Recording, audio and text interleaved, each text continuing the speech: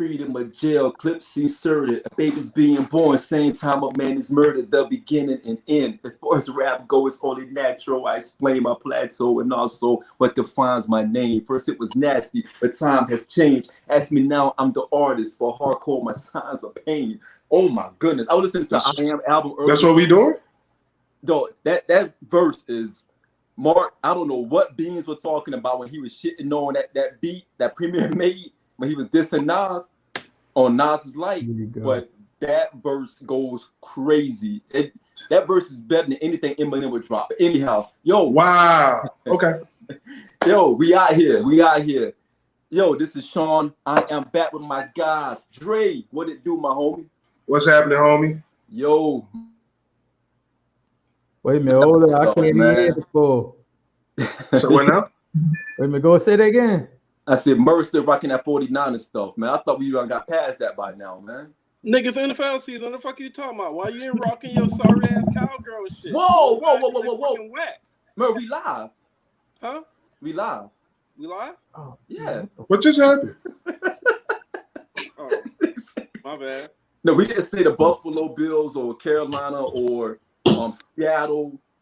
That's what we doing? All right, my bad. Yo, Mark, how you doing down there, man? Yo, you know what? I'm glad that you brought that up, man. I was going through the Eagles schedule and shit, right? And I'm like, we got Dallas twice, like always, and we got the 49ers. And then I think the rest of the teams are Dre's team. So I predict 13-3. I predict 13-3 for the Eagles. You know what I mean? Man, there's a lot of shots going on. Whoa. Let's do this. Hey, I see a good show. Hey, let's go. Already. Yo, before we get into it, fellas, let's go ahead and put our sippy sips in the front. So Merv, what you drinking on tonight, man? You've been drinking that gin for the past couple of weeks, man. What you on tonight? Man, I went doing a change of pace, man. I gotta change my energy up, man. I need something a little softer, man. I'm goddamn. You know what I'm saying? I need something a little softer to change my energy. Goddamn Ketel One, I know the Ketel One vodka brand, but see, add some flavor to this shit. This is peach and orange blossom. Wow. Very lovely. You always doing some weird nice shit. It sounds cute. I may ask my wife if she wanted something like that for the weekend. I wouldn't drink it. I'll make sure she wanted it. It sounds sexy. You know what I'm saying? I mean, the initials S. It stands for sexy, nigga. You don't even put an ice cube in it. You just drink it like just neat. Warm. It's called neat. See that shit? Neat. Gotcha. See that shit? I got it. Oh boy. Look like goddamn vitamin water. Look like goddamn straight crystal mountain water. I'm sure it tastes that way as well. Hey, fuck you. And I drink the pinky up. Yo, Mark, what juice you drinking tonight, man? You got some Kool-Aid over there? Nah, man, I got work tomorrow, man. I don't do that shit. You can't drink Kool-Aid? The weekend. You can't I don't drink shit to the weekend. You know Kool-Aid? This motherfucker be dehydrated as hell at work. No. He don't even drink water during the week. Hey, Mark, that kid that can't drink anything sugar at night because he can't go to sleep. Nah, you know what I'm saying? Jump on the goddamn curtains and shacking like baby kids. Right. Right. Like, though, he just had a glass of Kool-Aid. Man, fuck y'all. Yo, he can't even drink communion juice right now. Come on, man. That Concord grape. Yeah. No, that Manapiki. They call it Manapiki. We'll call Ruff and ask him. Yeah. Don't do that, man. Preacher like, who child is this? Yeah. Fat Man Scoop in the house. Chill out, man. We're not even I didn't know where y'all getting that shit from, man. Oh, shit. Man. Fuck out of here. Philly stand up, man. Dre, what you drinking on? Yo, man, I'm on the pineapple Diddy juice. Pineapple. Wow. Yeah. Okay. Well, you know, I got the white grape Diddy juice. One of my favorites. I know Dre, you don't like it. I know Merv, you don't mess with Ciroc like that, but I definitely support. I drink Ciroc, but you drink this shit. I ain't gonna drink this shit. The same shit that you fucking drinking. Whoa! I made a mistake. I'm sorry. Damn. My bad. All right. We can't share drinks around here? Yeah. I thought we were supposed to be homeboys. What happened to that? We are. What? Ain't everybody supposed to be drinking on Henny privilege? Oh, my bad. That's Dre. Sorry, yo. Yeah, just Drake. Just Drake.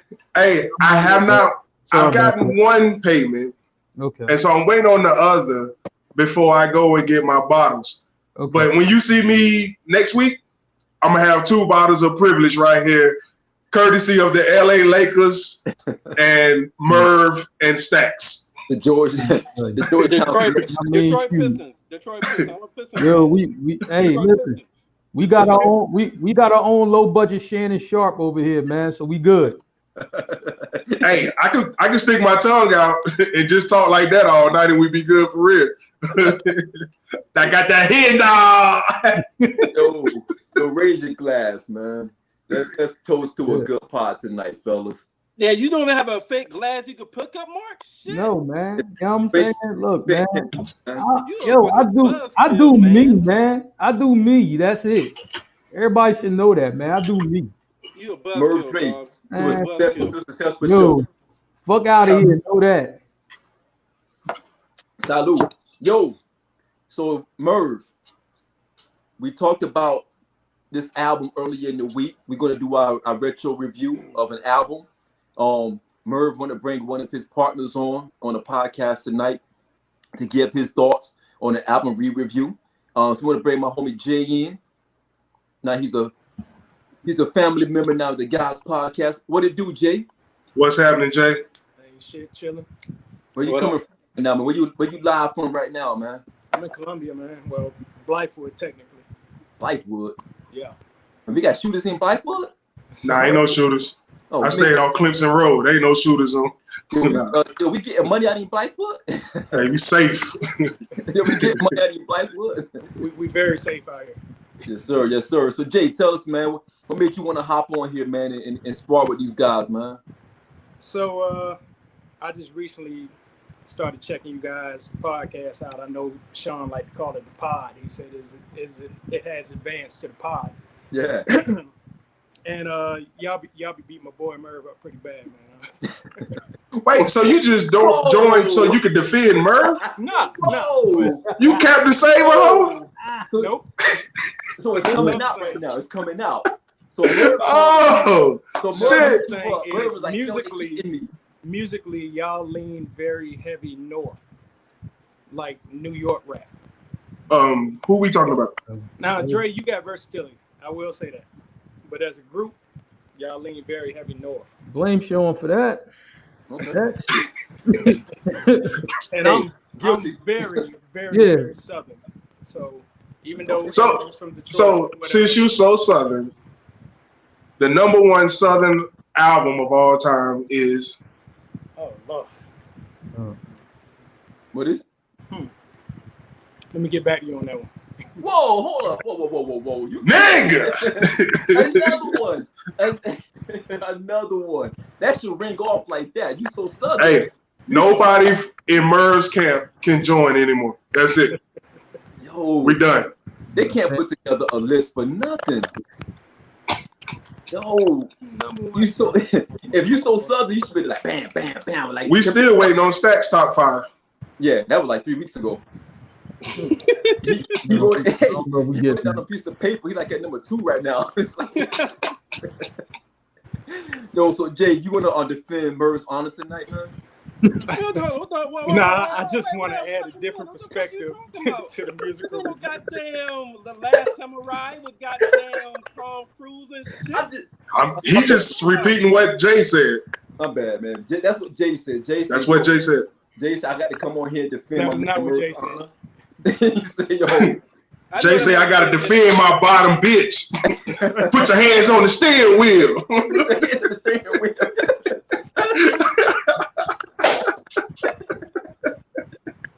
Yo, so Jay, the way this thing works, man, when we do an album re-review, we do the album review based on how that album impacted us then, by how it changes now. In this case, 20 years later, an Eminem album. So you guys know out there who's watching out there in YouTube, and first of all, shout out to YouTube, shout out to Blackjack TV, Zingo TV, channel 199. Shout out to all of our listeners on Facebook Live. Yo, salute to all of you guys out there. But anyone who hasn't followed us for the past several weeks now, we implemented this new thing called the album re-review, where we select an actual album for that particular week to review. Last week, we actually dived into the Eve album. We went in Philly. So now we're stopping in Detroit to talk about one of Murr's favorite rappers, which is Marshall Mathers, a.k.a. Eminem, a.k.a. the most overrated rapper of all time. So we decided to do this review of the Marshall Mathers LP that released back in 2000. So since you are a guest, I want to flip it to you. But Murr, since he is your guest, I want to give you two the breathing room to talk about how this album, after re-reviewing it, impacted you then as opposed to now. Okay? So, gentlemen, the floor is you guys. That nigga could stand on his own. He could damn talk. After he talk, then choose the next motherfucker. He good. Whoa. You want me to talk first? Yeah, Merv is hostile tonight. About, man. He drinking that Jeep damn Like this gin. tag team shit, like this NWO or goddamn Steiner Brothers or something. No, the Four Horsemen. Jay here to help you out, so I want to make sure y'all good. Jay said he came to defend your honor. Jay said can That defend motherfucker your ain't honor. say that shit. Shit. Jay, what do you say, Jay? You said you'd be beating a man up, right? And you want to come out and help him out. Yo, Watch the replay on Zingo TV, channel 199, Blackjack, and you will see that Jay is here to defend your honor. That's what he said. y'all So ready to Jay- talk about that album? Let's go, Jay. What you got, Jay? All right, so I went back and listened to the album. First of all, when it came out in 2000, I believe the album came out. It was 99. it hit pretty hard to me. Like it was, I don't remember what all albums released in 2000, but I remember it's probably one of my favorite albums of that year. When I listened to it back then, I probably didn't skip very many tracks. I mean, it was solid. It was something different. It was witty. It was entertaining. It was engaging. You know, it was a real good album. When What I song listened to to, you? go ahead. What song stood out to you? My favorite song on the album has always been "The Way I Am," and it's mostly because of the pure emotion that he put into that song. And if any of y'all know the history of the song, the album was complete, and they was asking him for another track as a lead single, and he was like, "I can't produce another track like what was the Poppy track off the Slim Shady LP? I don't remember." Some of the joint, he was like, yeah. He was like, "I ain't got another one of those." Right, of course. I hope not. Yeah. Right. Yeah. So he went and did this track, and this was the fuck it to the managers, the producers, to everybody. He was just like, "This is who I am, and y'all just gotta accept it." And that's always been one of my favorite tracks on the album. Okay. So listening to it 20 years later, does it change for you? Did it age well for you and your taste? No. Yeah, it didn't age that well to me in my taste. You know, I guess being 20 years old, I mean, shit was more comical, more fun. It's just kind of, some of the stuff is kind of annoying now. Like it changed a little bit. I skip a lot more of the tracks than I did back then.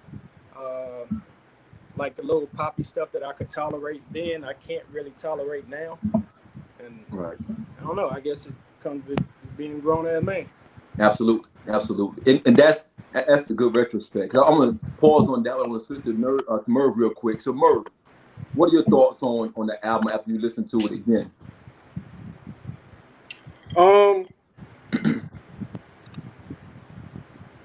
I know it's gonna surprise y'all, but a lot of it, I agree with a lot of shit that Jay just said. When it first came out, it sold like a motherfucker. It was something different, and it was like perfect timing for the album. You know what I'm saying? Some albums just come out at the right time, and I think that was just perfect timing where hip hop was, with him with Dre. But I'm the same. I got some favorites like The Way I Am, Marshall Mathers, the one that he's talking when he's really going in, and sounds like hip hop. Some of the crazy ass skits, I see why he put in there because it fit the song right after it. But in the beginning, like, so when I first listened to it, I was doing something while I listened to it, and I was like, this is the same fucking album. And then when I listened to it again, I put it something where you hear the bass. So the beats, the production sounded a lot better. So with the production sound a lot better than me just listening to it through a lot of treble. A lot of production with some of the jokey songs, it made the songs better from the production. So when Snoop was like, made a comment, I think about a month ago, that a lot of his stuff was very very aided by Dre. Mm-hmm. This album right here, he did have some songs. So all the songs got lyrics. Mm-hmm. Some of Dre production brought his lyrics to life. Mm-hmm. And all the songs on here that drove to everybody and drove home. So I see what Snoop was talking about in a lot of songs on this album, where Dr. Dre put his magic shit on it and made that goddamn song pop that no other producer probably wouldn't be able to make those lyrics. And that I like Marshall Mathers. I don't like Slim Shady. When he's Slim Shady, he's on that jokey shit. He's like, that's what Slim Shady shit. But when he's in his bag, he's being Marshall Mathers. So Merv, let me make a point real quick. The song that both of us mentioned, The Way I Am, Eminem produced that track. Oh shit! Yeah, I did not know that. That's a full Eminem production. Yep, you can tell by his rhythms. You can tell when he started getting into production. Yeah. A lot of his rhythms were kind of the same basic bass drop. So you can kind of tell Eminem production versus a if you listen to that, the 8 Mile track, the J track that he produced on Blueprint, the Nas track that he produced, they all along the same lines. Yep, because he used that same loop. Yeah, it's not a knock to him because he's a rapper first. Right. But it's just saying you can tell. Right. His production kind of fits his choppy cadence. He, when he rap, he's that kind of like that, and his production kind of matches his cadence to me. Right. And it's funny they say that because they interviewed him one time, and they asked him, the question was kind of like, does he feel like he's gotten better, or what has he liked with each album? And he said each album, he's been able to ride the beat a lot better every fucking album. Right. Now, Marshall Mathers is a lot of people's favorite album, but my favorite album is an album that a lot of people don't like. And I feel like he rode the beat a lot better. Is the next album, the Eminem Show. But so what, motherfucker? Ain't nobody even said that, nigga. Yeah, Ooh, I think I love you, girl. I can't be your Superman. Your Superman. Yeah, that was weird. That album, man. But yeah. Ain't that the one where you be like, something, trailer park, go around the outside. Go around the outside, around the outside. Hey, America! Oh, shit. Yo, I fucking that album, dog. So in the Marshall Mathers album, it was the Marshall Mathers songs aged well. The Slim Shady kind of songs didn't age good at all. Like it was just a perfect timing when he came out with the Slim Shady kind of songs. But when he's serious, and he's acting like he's rapping as Marshall Mathers, those songs age well. Okay. But on this album, he had a lot of Slim Shady songs. So the album as a whole didn't age well to me. But all of the serious songs, all the Marshall Mathers songs aged very well to me. Okay. So Mark, I'm gonna go to you real quick because Jay made a point about the production piece of it. and I know you're huge on production because you thought that Nas actually produced records. But we found out that he really didn't. But as What? Yo, you've been doing some shit ever since this fucking came on. You came on here rapping Nas and shit. Yeah, man.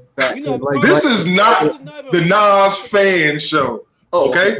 Oh, Like a rapper never has had input on his own project. Okay, all right, go ahead. Ask the question. So I digress. So Mark, what are your thoughts on the album that you've heard now versus what you heard back then, 20 years ago?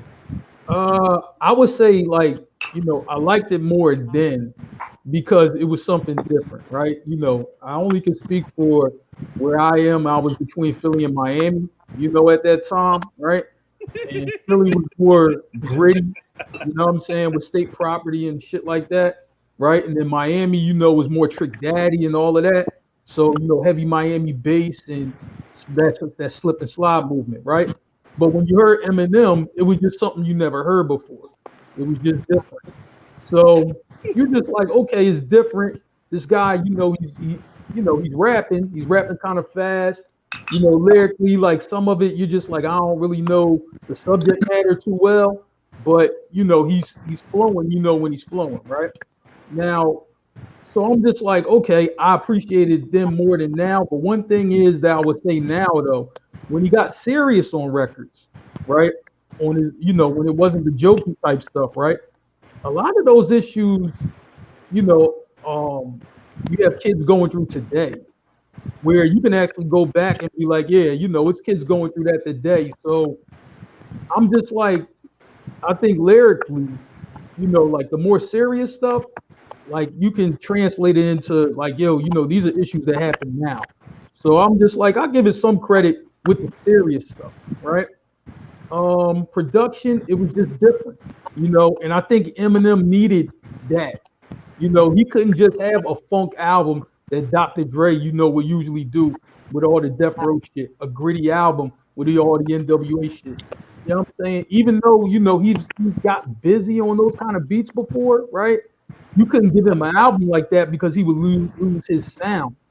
You know, that kind of sound would drown out him lyrically. So he needed that different type of production, you know, to come with this album. So I'll just say, overall, I thought it was pretty good then. Now, not so much, but I would just say some of the issues that happened with him growing up does speak to what a lot of kids are going through now. Okay. So Dre, what are your thoughts on the album? I mean, you heard it back then, 20 years ago. What, 18-year-old Dre versus 38-year-old Dre now? How did you feel about this album? This is what I'm gonna say. This is a very immature album. I think Eminem was able to get away with shit that most rappers are not able to get away with. So hold up, don't say nothing. I'm gonna take my headphones out because I got an echo. But Eminem was able to say shit that people of color can't say. And he even admitted to a certain extent when he talked about he's white and he's on MTV, don't be mad. And so I think that was a toast to the fact that, hey, my color is allowing me to do certain things that other people aren't allowed to do. Also, you look at the content of what Eminem was talking about. It was a situation where if a black rapper talks about the same content, they're going to be chastised for it. Like, what black man is going to be able, and I'm not going to say able because that would definitely be the wrong word, but what black man is going to sit up here and talk about raping a mama, doing it raw, and skeeting in her? Like, these are lyrics from this fucking album. I don't care about what y'all say is a metaphor or, you know, sarcasm or whatever the case may be. So he even went in, and I'm gonna say, okay, he went and made a song and he was like, if you believe this, then I'll kill you, which was another horrible song. Bitch, I'm a criminal. That shit was trash. So Eminem also had aside from being able to be immature as fuck, aside from being able to say whatever he wanted to say without any issue, Eminem had the backing of the music industry. Even though he hadn't done anything musically to suggest that he could do that, he was able to do that because he was able to sell records. Now, here's the problem. Here's where we switch over to another lane. Eminem is able to sell records because Eminem is a white rapper. So when you're a white rapper, if you go and look at that time frame, I think it was something like 70% of consumers of rap were from white suburbia.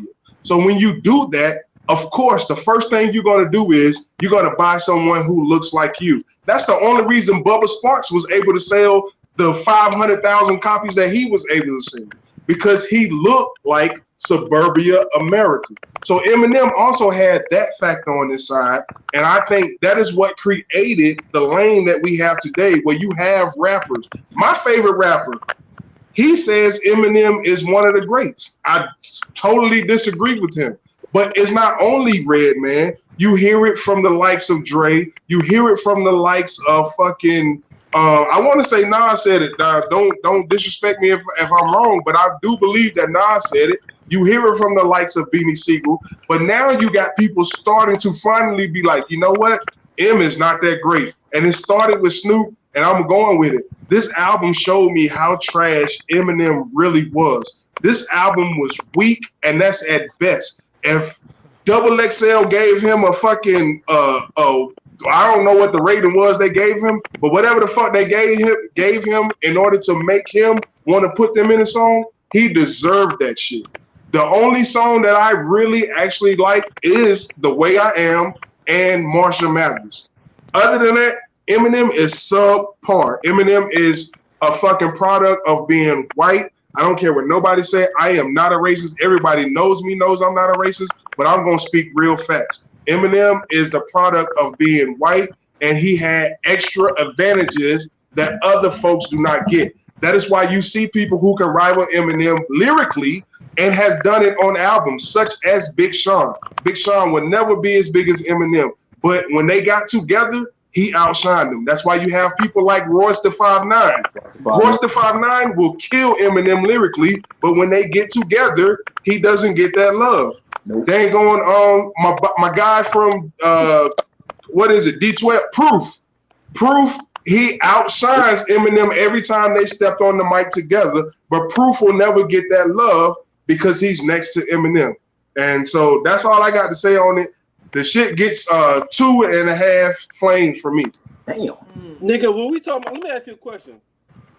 You said, if you said 100 points, only one of the shit about the fucking album. We doing retro review, or we talking about goddamn you dislike Eminem? Because that's all. We doing retro, and that's the thing. If you listen to that album right now, that shit is 100% trash. Garbage. 100. I disagree. I mean, but that's the point. You're supposed to disagree because you're an Eminem fan. You don't know lyrics. You don't know good rap. You don't know good music. I expect that from you. You just saying nigga that shit. That's why you brought Jay to help you out. You just saying nigga that shit on Radio Die Biggie Smalls. No, I didn't shit on it. I told the truth. I said, so again, you just helped me out. Because you asked me a question, do I know that this is a retro review? And that's what I did. I reviewed it as today. And today, Biggie Smalls is not a classic. ATLiens is not a classic. And Eminem is trash. So let me put it. All you did was show your hate on Eminem. You didn't really talk about the goddamn album. I did. I think. No, you didn't. I don't think he took it. I don't look at his hate. Because I think he could have gone a little bit further with the hate. Here's why I look at it. He didn't go further because he wanted to try to leave one of that line so it sounded like a goddamn album review. That show's about no fucking album review. No, I think the points. So here's the thing. Year 2000, I know Jay was kind of hung up on what came out in 2000. But Eminem already admitted he already admitted he got so much album sales is because he's white. He said his shit helped Dre out, Dre helped him out. Like, he already admitted that shit. So he never disputed that shit. No, but I guess white don't have your goddamn lyrics. If you mention all these goddamn songs, Eminem has been on songs and has killed motherfuckers, has killed motherfucking people that consider top in their top 5 and top 10. But did he really? Did he really? He did not kill Jay, and that's the only person that people say is Jay.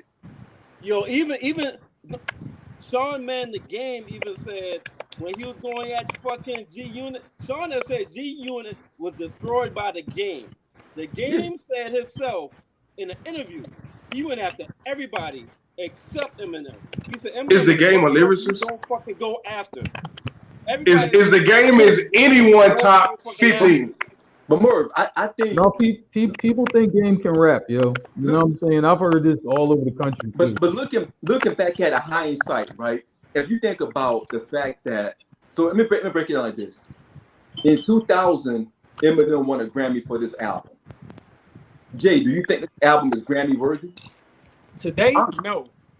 But even then, I know you was kind of caught off guard with what albums came out in 2000. So I'm gonna just name a couple of albums that came out in 2000 when this album came out. So if you guys remember, Black Rob's first album came out, Life Story. That album came out. That album was regarded as one of the dopest albums of that year. Actually, of coming into that decade. That album was fire. That Black Rob Life Story album. Ghostface, Supreme Clientele came out that year, which was highly regarded as one of the best solo efforts out of Wu. All right. My favorite Ghostface solo. Hands down. Now, Big Pun also dropped Yeah Baby that same year, which was undoubtedly a dope album. Now, I'm going to switch it up on you. Ja Rule, 336. That album sold crazy and it was a hit. Good album. That was a good album. Now, Busta Rhymes had Anarchy. You can argue that depending on what you like, but also you got to look at Luda. Luda's first album, Back for the First Time. That album was a great album. Jay dropped the Dynasty album. Snoop dropped The Last Meal. What I'm saying is, hey, let's not forget those guys from ATL. Now, let's not forget Dre and Big Boy. Stankonia came Nigga, out. Beanie Siegel too, nigga. Yeah, The Truth. The Truth came out that same year. LL dropped The GOAT that same year. So that even Trick Daddy had dropped. You're a Southern guy. Trick Daddy dropped Book of Thugs, which was a good effort. It was a good album, right? I say that because out of all of those great albums, Eminem took home the Grammy, and it wasn't even close. He got nominated. Some of those albums I just mentioned to you guys that we consider really good albums, in my opinion, a lot of those albums aged very well, way better than this. They did not get the recognition that Eminem received. You know what I mean? The thing about Eminem, I'm not going to take away his lyricism at all. When I look at him, I think about a Cannabis type of rapper. I think Eminem and Cannabis are almost a mirror of each other. The difference is Cannabis had Wyclef, Eminem had Dr. Dre. There's a big gap in that. Merv and Jay, you both mentioned it together, that Dre's production pushed this album over the edge. And I agree with you wholeheartedly because I do feel that there's songs on there that Dre, like Bitch Please Part 2, right? That song does not belong in that album. No, that's a Snoop. That is a Snoop song. All day long. That song does not belong on that album, but that song is probably one of the hardest songs on that album from a club perspective. In 2000, I was in Japan. They played that shit every other moment. I forgot that song was on Eminem's record. So, Merv, do you think that album deserved the Grammy? Is what I'm asking you. Based on what I just shared with you, those other albums that came out that same year, do you think that album is? Can I break in? Yeah. Because our brother Stacks, he's talking. He threw the text. Hey, before I do that, I want to say, Stacks, I hope everything is okay. I'm not gonna put your situation out there, but I do hope everything is okay. But Stacks is saying we called The Truth trash. That's not true. Again, this is a retro review. So at that time in 2000, The Truth was the shit. It wasn't nothing fucking with it because it was a part of the Rockefeller family. It was part of Dame Dash and Jay-Z really coming together and making some shit happen. So again, this is the retro review. We don't just dislike him. We're telling you why this shit was trash. Oh, no, we're giving you actual insight. No, y'all do dislike him now. Oh no, yeah, I do like Eminem.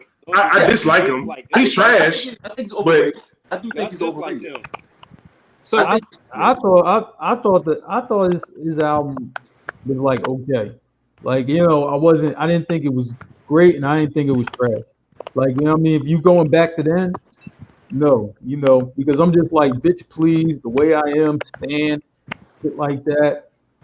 I was just like yo, those were alright. So you know what I'm saying? I didn't think it was trash. I didn't think it was great. But is it Grammy worthy? Is So, it Sean, better? No. Is it better Sean, than- You know what I mean? Like, Because so it's 10 albums that came out that year that were better. Facts. Right off bat. You know Absolutely. what I mean? Facts. all right, I get that, but we talking about the Grammys. Like that's Yeah. not really a Yeah. fair assessment. It's washed. It's washed. It's whitewashed. I hear you. Right. Yeah. It's the Grammys. You know what I'm Right. saying? So Yeah. he's gonna get a Grammy. Right. It's whitewashed. He's gonna So get a Jay, here's my question. Yo, Are you pre-gaming the Eminem? no. No, I'm are not. you? Yo, why? bumping Why? Hold up. You don't pregame? Who pregames the Nas? Oh, I have, and I don't even like Nas. Yeah. We know I he have. does. We We know people he don't does, even though. pregame the Nas. You know. No, I have. Let's be real. Yeah, we Let's be have. real right now. Nas I have. and goddamn Eminem is not that far off. Because Nas Whoa. is all lyrics. Eminem is all lyrics. Nas production don't be like that. Nas is not. Somebody when Nas dropped his last album, somebody quoted on Facebook saying Nas must never go to the fucking club. He's not a So, are you listening to Eminem in your car? Are you listening to Eminem in your car? But that's Right, not are you taking listening- away. That's not taking away from Nas' lyricism. Are you listening to him in your car? You asking me? Yeah. Nigga, I just told Mark that I listened to Monica last week. Yes, I listened to Eminem in my goddamn car. Do you listen to M in the club? Nigga, I'm not a DJ. I can't control the fuck they're playing the No, club. but you. I'm a DJ. I know what to play in the club. You don't like that. Not Eminem. We don't play. You don't play Eminem in the club. I'm sorry.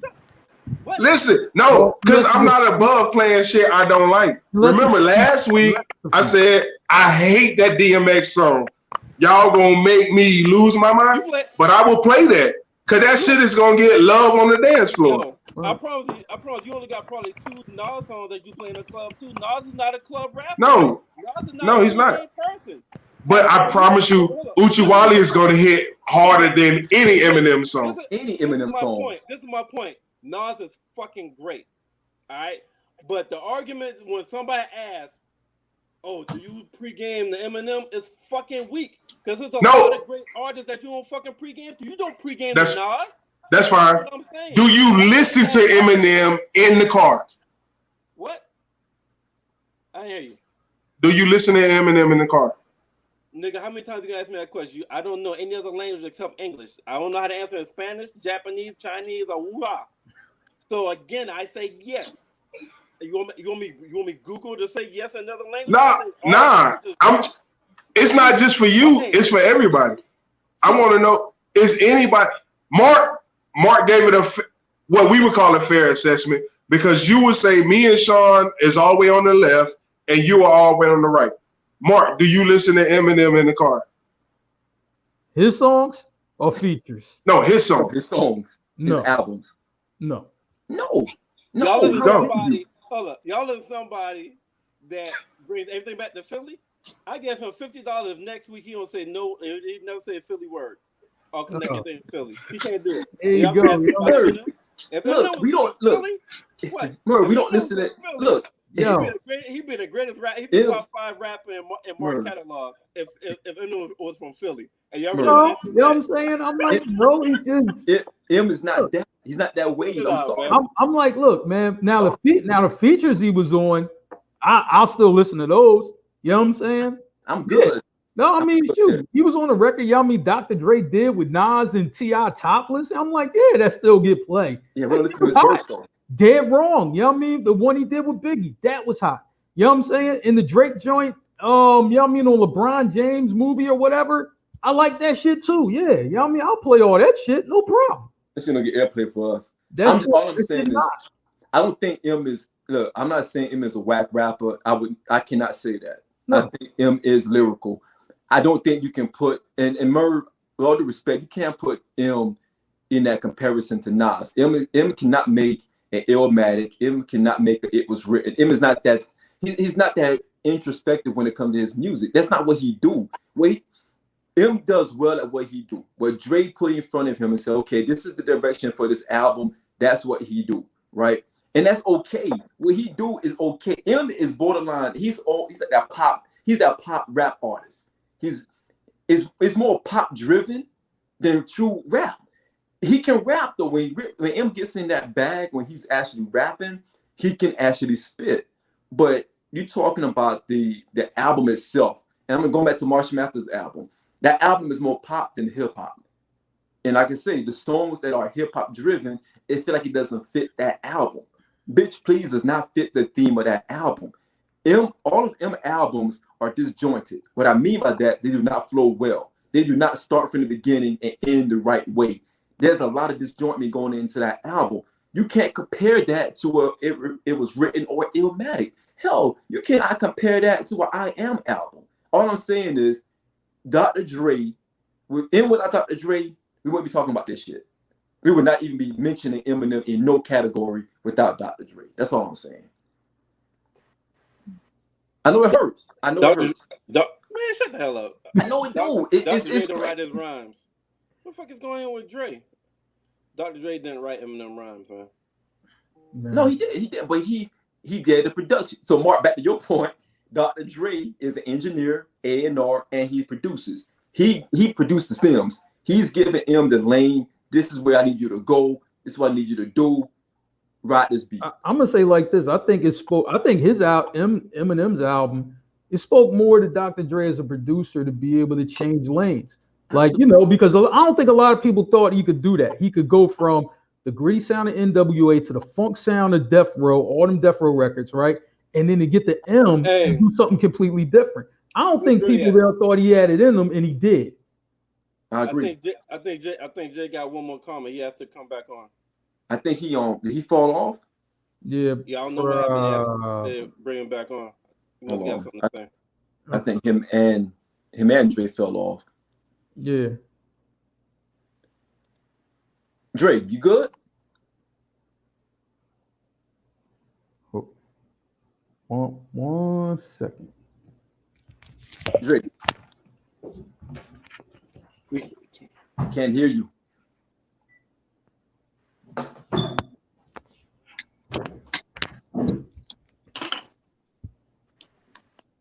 Okay.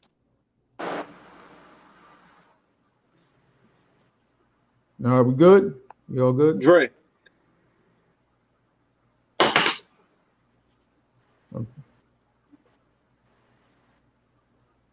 All right, we sort of good anyway. Dre. It's audible. Hey Dre, if you can hear us, bring Jay back on. What the fuck? There's two of them. Chill out, man. Damn. Yo. Hey, what's going on out there? I see three of them. Hit the one in the middle. Right.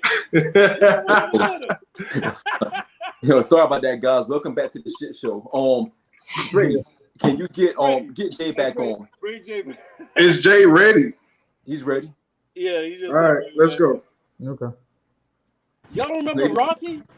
Ladies and gentlemen, welcome to the shit show. Jay, what you got, man? I'm sorry, we had some technical difficulties, man. We apologize, man. No, it's all good. So what's your closing remarks, man? Closing remarks. I don't think the album was trash. I think it was a great album in 2000.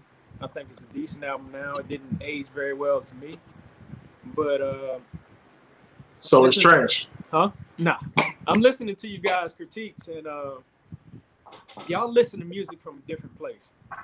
You know what I'm saying? Like, y'all, when you all listen to music, you listen to it for some great substance. I'll listen to your comments, the artists that you name or everything. They're all pretty deep artists. You're listening for some great substance. Y'all typically, from what I hear, don't seem to listen to an album from strictly a point of entertainment. I don't know if y'all capable of doing that. Like, the album back then was very entertaining. It wasn't created to give you any substantial amount of depth. or anything like that. It was entertaining.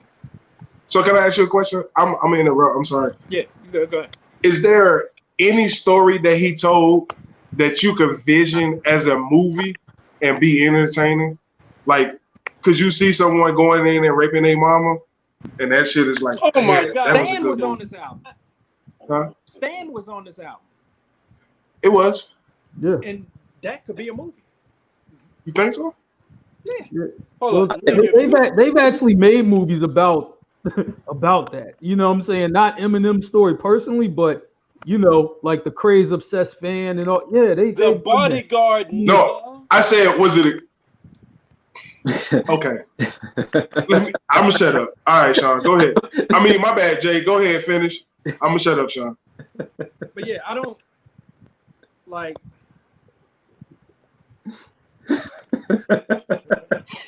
This is why the music industry would never take us serious and Revolt would never come calling.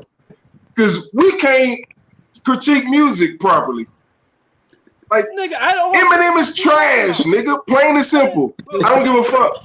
He's Listen, not- he's Diddy not- right now is saying Eminem is trash, but I'm going to give him his respect because he's that guy at Interscope. So I got to vibe with him. Diddy don't like Eminem. Redman don't like Eminem. Jay-Z don't like Eminem. Nas don't like Eminem. 3000 don't like Eminem. The only people that like Eminem is Merv and Jay. Hey, Go ahead, Jay. Man, you Go ahead, you just skip Bayless of this fucking group. You can't take your ass serious. Y'all motherfuckers is way too serious. Sometimes you gotta be able to listen to that music from a different place. Hey man, I get that. No, Go ahead, but Mark. you know what? I would say like this: like when you said what you said, Jay, I like you're not speaking to me because I'm like, look, beats always come first with me. You could be the greatest lyricist on earth, and it's still gonna be like, yo, do that shit not. That shit's still gonna play first, even if the nigga lyrical as hell. You know what I'm saying? I'm just like, yo, if you ask, is those some of my favorite songs? Answer no. You know what I'm saying? Because beats still come first. Beats still gotta knock. Beats still gotta do something. You know what I'm saying? I really don't listen to it from that place. I'm like, if a guy really gets in depth lyrically, right? I'm just like, okay, I can appreciate it because I'm like, that's the era, you know, that we pretty much come from. But I'm like, yo, do that shit not. That's always going to be my first question. Then and now. You know what I'm saying? So, but I get what you say from an entertainment standpoint. Like, yo, you know what I'm saying? You know, because like when you look at the M album, I mean, some of it was, you know, joking around. Some of it was funny. You know, if you know what I'm saying, you kind of got into his warped sense of humor or whatever, right? I get it. Like, I get all that. And then, like, when you see the video, you know, a lot of his cartoon antics and stuff. I get that part, right?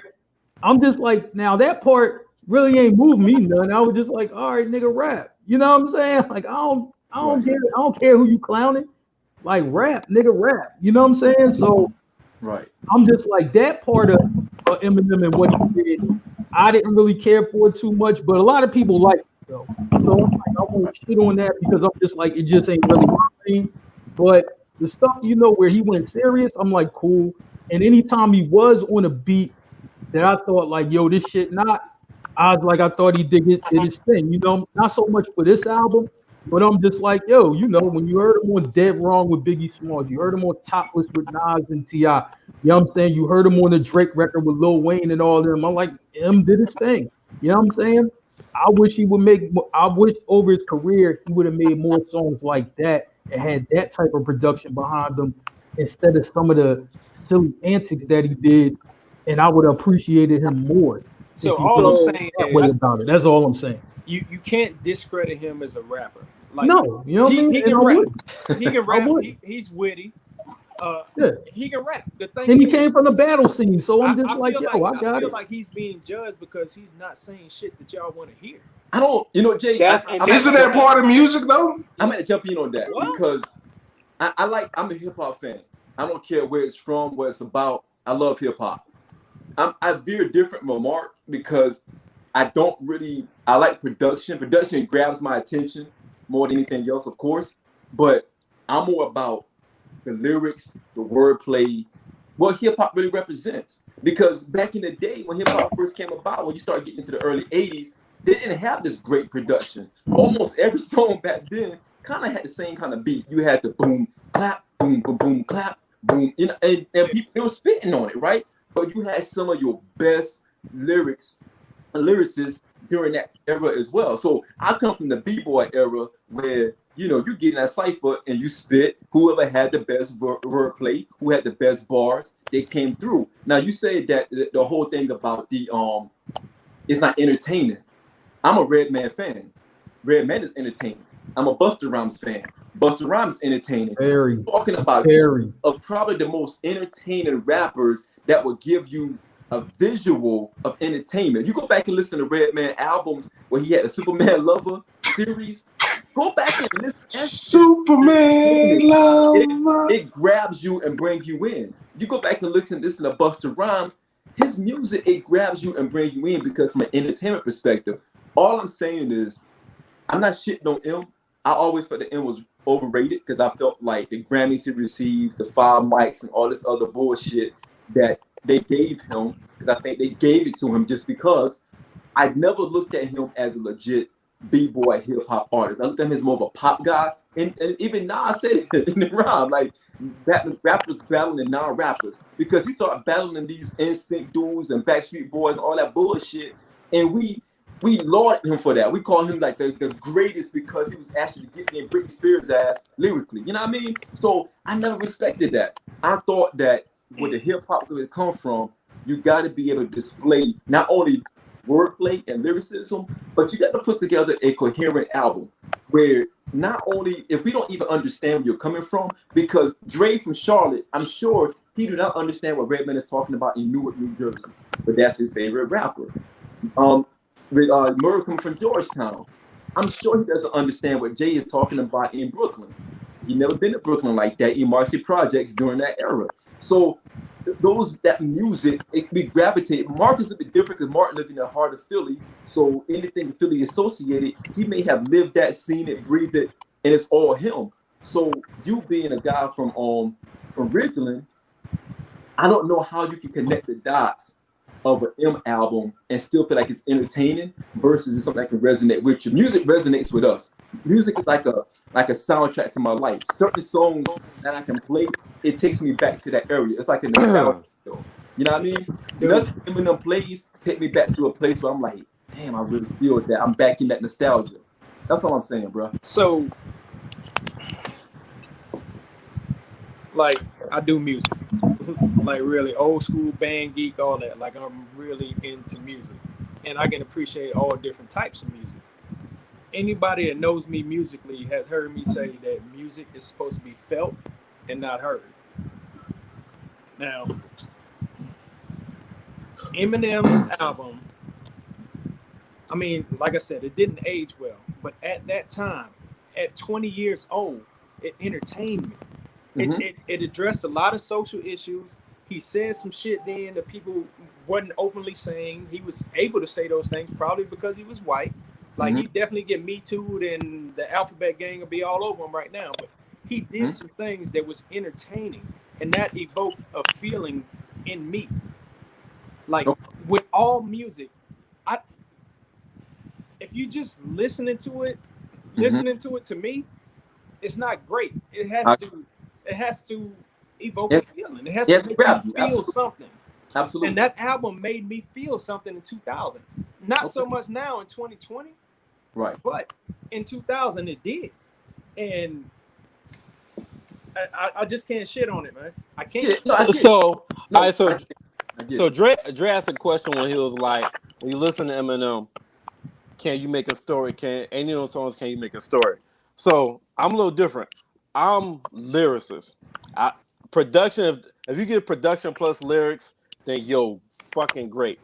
But I would much rather lyrics over production.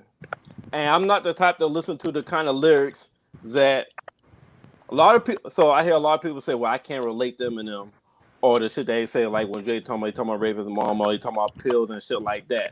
So I would think the one thing that we should appreciate, well, No, I ain't gonna say we should. But one thing I appreciate from him is a lot of people complain about this motherfucker in rap. A certain person rap, whoever, may try to act like somebody they're not or portray something he's not. He's never tried to act like anything that he was. He only rapped about his experience.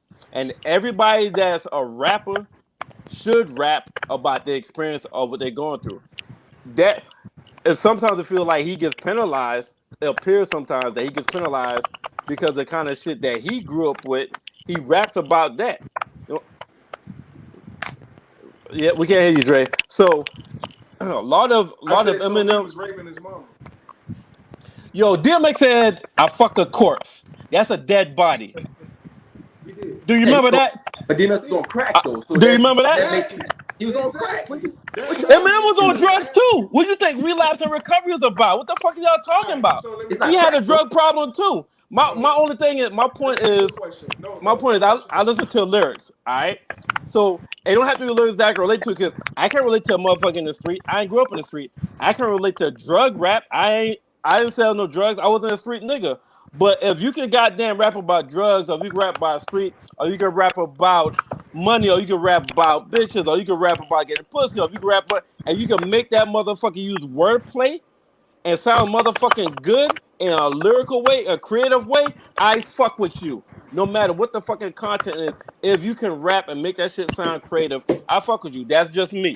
Sean, this is my last. I just reckon this last question, and then we can go on. I know we got more shit to do, but the fact that no one gave Eminem over 3 flames to me speaks volumes. I didn't give no fucking flames. Who you talking about? We ain't give no flames at all tonight. Who gave flames? I did. Mark, you know, Sean did. But, who gave flames? Go ahead. Mark gave flames. Yeah. Mark, you gave flames? Don't worry about it. Go ahead, Sean. I ain't hit a motherfucker give flames. What's your flames, Merv? No, 3. 3? I get 3.5. 3.5? What you got, Mark? He did all that to agree with me. He did all that to agree with me. Because my three was different from yours. You gave your 3 was different. Right, my 3 was because the Slim Shady jokey songs, I'm not feeling like that anymore. Like Jay said, at 39, I'm not feeling it still had good lyrics. I just wasn't feeling the jokey shit. Like all the Slim Shady shit still had really good lyrics. So like I just wasn't feeling. And I said it's an immature album. That's what I started with. Sean, let's move on. You said it was an immature album, then you went to like this motherfucker white, so he can say shit that we can't say. What? But that's fact. The fuck that got it? That had nothing to do with the fucking album. It had nothing to do with the album. That's subjective opinion. That is a subjective opinion. A fact is something that you can prove. You can't prove that shit. I think we did Grammys. Jay, you know how many motherfuckers got? You know how many motherfuckers got Grammys that should have got Grammys that was black? What the fuck are you talking about? Who? Give them. Oh, hold on, give me 5 minutes. I'm about to Google right now. What? What? I'm part of research. I ain't research that shit, but I got Google right now. You want me to Google this shit? You want me to Google this shit? No, we good. Jay. Yeah, man. Any final words? Oh, man? all right. Nah, shit. I'm all tapped out, man. Yo, Jay, we appreciate you, man. I'm just getting started. See, nah, ain't nobody. Nah, ain't nobody here rest your bullshit, man. Hey, listen, this is why you don't come for me, nigga. This nigga came on this show and he said that I was not a fair representation of the South. When everybody knows me, listen, if you know anything about me, you know the work that I put in SNS, I'm all about the South. So yo, I'm all for this conversation because you shitted on ATLiens. I did, but I listened to it today, and that's how I shitted on it. So if you want to be technical, I didn't shit on it. So listen to what I said, homie. What I said was, I didn't shit on the album. What I said was there was a difference in the way that they talked and the way they went about things. When you talk about Andre 3000, who I consider to be the GOAT, he was talking about black love. He was talking about black uprising. He was talking about the shit that everybody give Nas the credit for, talking about 25 years ago. This is what Dre was also talking about, what he was doing in a Southern twang, in a Southern dialect. But then when you bring Big Boy on, Big Boy is talking about, yo, I just want to get some head in the car, or I'm trying to fuck this bitch, or whatever the case may be. And so that is why I said it did not go together. And that is why I said that this is where it was the beginning of Dre rising to the top and Big Boy staying mediocre. That is what I said. So I listened to your review, right? And I heard you say the differences between Dre and Big Boy, and I heard you say that Big Boy was talking a lot about getting his dick sucked, getting pussy and all that. But I disagree. Like, if you go back and listen to the tracks, like most of the tracks, Big Boy stayed on subject. Now the difference is he approaches it from a different way. Okay, give me an example. Dre is in a different fucking stratosphere. No, give me an example. Don't say he. I'm asking for an example. Give me an example where Dre was on one subject and Big Boy was on the exact same subject, and it went together. Babylon. Okay, so spit Big Boy. I came into this world high as a bird from secondhand cocaine powder. I know what sounds absurd. I never chewed it, but it's in my veins. While the rest of the country bridges without no snapback and bitches, they say they need to take fannies in these ass clubs these days. That is not. Hold on. This is what you missing. This is what you missing. Okay, I'm listening. Like you have to appeal to all of your audiences. That's why Outkast is fucking legendary. Because Dre is in a whole nother place, and Big Boy can speak to the people that's down here, to the common folk. It's probably how you think of it. But you have to appeal to all of your audience, and that's what Big Boy does. I mean, Big Boy is not a slack ass rapper by any means. He just doesn't shine as bright as Dre. It's not very many people you can put next to Dre and they shine like that. Big Boy is not garbage. But I don't think nobody said that. I think the contrast between Mark the two. said the exact same point that you said. Mark said that. Yeah. I think the contrast between those two, you have to be amazed on how it worked for them to actually drop classic albums like they did. Right. Because they're so far apart, but collectively they drop good music. And it's because they can collectively appeal to the masses. Yeah, I agree with you there. They can appeal to the masses. I agree with you there. Drake, and that's why I didn't agree with his review on ATL.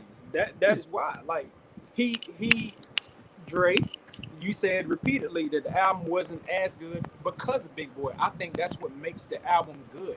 Like if it was only Dre, it would only appeal to a Dre audience. But because it was Big Boy and Andre 3000, it could appeal to various people from all different walks of life, everything. Like so Jay, let me ask you this, man. Yeah. Do you like the Love Below and Speakerbox album? Yeah. Which one you like Love Below is classic. Which one you like more? You like Speakerbox or Love Below? It's classic. Which one you like more? I'm sorry. But Love Below wasn't 100% like rap album. Like right, but which one you like the most? Which one appeals to you the most? The Love Below. The Love Below. I'm saying the Love Below appeals to the most. What I'm saying to you is why the group is legendary. It's because they have have Big Boy that can reach the other people. No, I'm not disagreeing. I'm just asking because I want to kind of get an idea what your ear is when it comes to those two. Yeah, Love Below. Yeah, Love Below is classic, and that was my favorite album out of that Double Disc. So let me ask you this question then: Does Big Boy benefit from being alongside Dre? Or does Dre benefit alongside being alongside Big Boy? Which one is it? Mm-hmm. When there's only one. If you look at all groups from the South, there's someone benefiting. I think when you talk about 8-Ball MJG, I think MJG benefits from being with 8-Ball. When you talk about UGK, I think even though Bun is the more lyrical, I think Pimp C had more character for being with Pimp C. Pimp had more character. When we're talking about Southern music, one benefits. So I want you to tell me who is the beneficiary of being with the other when we're talking about Outkast. Okay, so yes, Big Boy does benefit from being with Dre, but what's your point there? No, my point is that when you make a statement like that, that's why you look at, okay, let's go to, we already talked about the Love Below and Speakerbox. Now, if you want to go to 8-Ball and MJG, that is why album like Lost survives longer than the album that MJG put out. That is why Glory, yeah. Yeah, when he had the Confederate flag. Right. That's why when we talking about UGK, that is why Pimp C albums, even though Bun put out what I consider to be a Southern classic album, that's why Pimp C albums go further than Bun B albums, because they depend on their counterparts, whereas their counterparts are standing alone. Dre is one of the GOATs to me. He is the GOAT to me. So when Dre stand alone, it's something different. Big Boy is not standing the way Dre standing. But I'm not arguing. It's like what Issa called. He got that big dick swag. Like, nigga, this is my shit. What the fuck you want to do? Like, and that is what Dre is. So that's the difference between Dre and Big Boy, and that's why I will never compare them to as far as standing beside each other. That's not my argument. I'm not comparing Dre and Big Boy at all. I'm saying Dre and you Big said, Boy. But you said Dre and Big Boy together are magic. No, it's not saying. Though. It's not. It's not as a grown man. It is when I was in 1996 and I'm still in my mama goddamn car.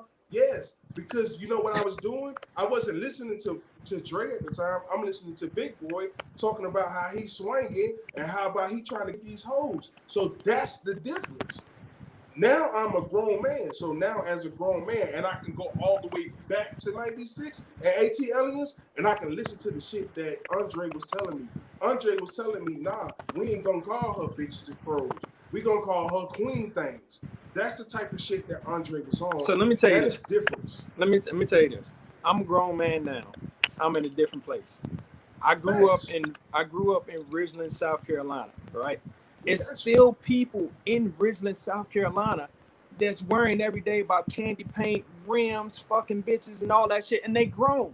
We talking about you. We're not talking about people. We talking about you. I'm trying. And that's why you're on here. You're on here because you got some grown man status. We're not talking about you. But what I'm saying, let me make my point. Like, we have advanced in life. And that's part of why our taste has changed. Like, you're not gonna continue to do the same shit you was doing with a kid when you was a kid, when you got grown man shit now. We got grown man shit, but it's still people that don't have that. It's still people that haven't made the things out of their lives that we have. I know people that's still in the slums. They still need the candy paint. I'm getting my dick sucked in the car and all that. They need that. We don't need that. But it's still people that needs that. And all I'm saying is that's why Dre and Big Boy work so well together. That's why AT Aliens today, to me, is not a 3-flame album. It's at least a 4. No. Listen. So that's what I'm saying. I think that's what we confused. It's a retro review. So I want you to listen to it. I'm saying today. You said retro. Today? Listen, let me tell you. That is like, I don't know if you say you listen to the show. So what Sean did tell you, remember, I had the shirt on. I didn't have the album cover. I had the CD cover. And if you know anything about Outkast, Andre does all of their CD covers, and he does them in the manner of a naked lady. I had the AT Alien CD cover. If you go to my Facebook page, I have the AT Aliens fucking CD cover. If you go to my IG page, I have the AT Aliens CD cover. That is how much I revere that album specifically. Like, that album, it speaks so much to me because that is when I was becoming a chick. That is when I was becoming the guy. That is when I was first, like, simple shit. Like, I dumped the very first time to that album. Like, that album was playing over the loudspeaker as I got my very first dunk. You know what I'm saying? Like, a pregame dunk. Ain't never did shit. Ain't got in the game. I'm a bitch warmer. I'm a freshman, but I'm running on varsity, and I got a dunk pregame to that album. That's how deep that shit goes for me. So it's not the same. That's my point. I'm listening to it today's ears as a grown man. I don't want to hear shit about getting my dick sucked in a Cadillac. That's my point. Yeah. I hear you, but I still disagree. We're gonna have to agree to disagree there because as much as I'm a grown man today, as much as I've advanced in life, that's still a part of me, dog. That's still a part of me. I got you. Right. And again, guys, good dialogue. This is the purpose of the re-reviews. The re-review is designed to see how do you feel about an album after you grew as a person, and the album grew along with you. Because a lot of these albums that we normally pick, it's an album that we feel that was like, pretty much a popular album at that time. So we want to see if we grow together with those albums. All right. Hey, so I got a quick question. Yep. So this will be the fourth retro review. Yep. So out the four, which one y'all feel aged the best? Out the four that we reviewed. That's a good question, Murph. That's a good question. Y'all did Eve. Y'all did Eve. This one, AT Aliens. I didn't. And Ready to Die. We did Ready to Die. And Eve. we did Ready to Die, Eve, AT Aliens. And this four. Yeah. Ready to Die, Eve, and AT Aliens. Yeah. I think AT Aliens aged the best out of those four. I do too. Me I do. too. I have to say, I think I agree. AT Aliens sound I more agree. modern than the other ones. I really do. Okay. That's a good question, Murph. Damn. So we got unanimous decision on the Very motherfucker. first time. That has First time. never fucking happened. First time. Hey, that deserves another raise, ain't it? That deserves another raise. Hell man. yeah, shit. Throw it up, Jay. Oh goddamn, Mark. He can't Yeah, even thank you, Mark. get a glass of water and shit. What I do God is say, damn. listen, something This that at I'm least always about is healthy dialogue and healthy competition and healthy debate. Absolutely. Listen, Jay came on tonight and he talked this shit, and that's what I want everybody to do. Sean always invite everyone to come on. That is. I was just what you said. That's where I come into play. Yo, so Jay, again, thank you for hopping on, man. Anytime you want to hop on again, bro, inbox us. You know Merv directly, man. So inbox Merv, let us know if there's a topic that we are talking about that you want to dive into and you're listening. Just send Merv a note. He'll let us know. We'll get you in the back room and we'll bring you on screen, man, so you can talk your shit and we can chop you up again. You lost this battle. It's okay. Everyone loses. But at the end of the day, it's all about if you're able to come back, shake it off and come back one day. All right. So to all your family in Ridgeland, man, you want to give out a shout out? Nah. Listen, Ridgeland stand up. Ridgeland stand up. Life will stand up. You know what I'm saying? But man. I did want to say this too, because when Merv was trying to get me to watch the podcast, it was hard for me to find it. Maybe I see down at the bottom, y'all got How Many Flames for him. Maybe y'all should run a link for where they can catch you at, because I've been telling people about it. I got people asking, but it's not really intuitive to get to you guys. Indeed, I appreciate that, bro. Outside of Facebook, it's super easy on Facebook, but outside of that, it's absolutely. Yeah, we are on Zingo TV, and we're also on YouTube. We're working on some things right now to get more boosts on YouTube so everybody can get that content as well. But it's definitely on Zingo TV, and they play all of the episodes throughout the day, every single channel 199. Channel what? Yeah, thank you, Merv. Blackjack TV channel 199. So man, we appreciate the love, man. We appreciate the push. Again, the door is open right now. Your family now. So anytime you want to hop on. We're definitely going to do a Southern review here, another Southern review here real soon. When we do that, Merv will get you the info, and if you want to hop on that, man, just let them know if it's an album that you're passionate about and you want to talk about it. Hop on, man. We can chop you up again. So, again, man, we appreciate you, bro. Hey, appreciate y'all having me, man. Indeed, All sir. right, bro. Thanks. Yo, so Dre probably passed out. I don't know what's going on over there in the army, but let's keep it moving. Yo, Merv, goddamn barracks. Then the barracks, man. I want to flip it back to you, Merv, because I know we got like 2 or 3 more things we want to dive into for our time up. I want you to talk to us about this Monica and Brandy battle, man. Well, what are your 3 things? What are your biggest takeaway? Who do you feel win? Do you think that this was a good battle overall? My biggest takeaway is Brandy has a way more fan base than Monica. Like Brandy is beloved when you compare the two. Brandy has way more fan base, a stronger fan base, a loyal fan base, and has way more beloved, or however you want to say it, than Monica. Because before the battle started, all I heard was Brandy. Matter of fact, one of my people from Georgetown was like, Brandy, Oh, no, it said Monica only got 5 hits. I'm like, dude, really? Like, you obviously don't listen to Monica if you're saying all he got is 5 hits. Mm-hmm. I did feel that Brandy was more. She correlates more to hip hop than Monica. For like her sound, you got certain R&B singers or certain R&B that's more hip hop-ish than others. And I felt Brandy vibe, her song and everything was, because I don't know if you watched the battle, but she played two goddamn cameos or two bars where Tupac was like, just like Brandy, I just want to be down. And then she also played that was in a Tupac song. And then Biggie had something about her, it was sitting in my room. I forgot how he said it, but it was something about Brandy sitting in the room. So Brandy was shot out in a lot of more hip hop songs. You got Biggie and Tupac, some of the greatest in all time, shouting out Brandy. She's gonna be more revered in the hip hop world. So I think that's why Brandy had more love before the battle. Okay. Now, after the battle, even the diehard Brandy fans was like, yo, I'm a Brandy fan. I felt like she won, but Monica brought that heat. So, in my translation or opinion, it was like that shit was just, they either really want to say tie, or Monica might have slightly edged Brandy, but they too fucking diehard Brandy fans to even admit what Monica did.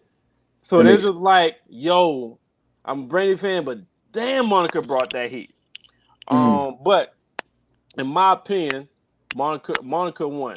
Now I will say this to be fair, I feel Monica had a much better selection of songs than Brandy. Easy. You know what I'm saying? Brandy, I don't know if Brandy was trying to promote her new shit, but Brandy started playing like some newer songs. We was like, what the hell is this? What the hell is this? And then she played a couple of her most popular fucking songs like last. We was like, how the fuck you wait till now to play that shit, Brandy?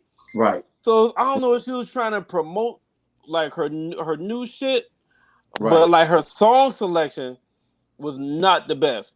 But that motherfucking Monica wasn't playing no games. She was on point for every fucking song selection. Even when Brandy brought her heat, Monica matched that motherfucker with her heat. So where it was either a tie or maybe a slight edge of Monica, or you had to think about, damn, who fucking won that shit, even if you're a Brandy fan.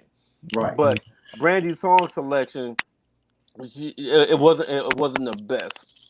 Did it remind you of the Fab and Jada thing where Fab probably just didn't pick the right songs, or it just like he wasn't fully prepared? It did. It was like easy. It was like Jada. So in that album, in that battle, I feel like Jada came to. I'm about to remind the fucking world who the fuck I am. Right. Monica came to this shit like, yo, not only is the boy is mine, but this R&B shit is mine too, bitch. Right. Because she probably heard the talk, people saying like, yo, you about to get washed by Brandy. Because I honestly said like, yo, she about to get washed. Yo, but you gotta understand though, once again, Brandy, like others in Versus, just left a bunch of records on the table. You don't know why they didn't get played, but they didn't, right? And I mean, I'm like, when I talked to a few people after the battle or whatever, and they reading some stuff online, like, well, Brandy and Monica, they about to get a tour going. Brandy's about to do this. She's about to put herself back out there or whatever, right?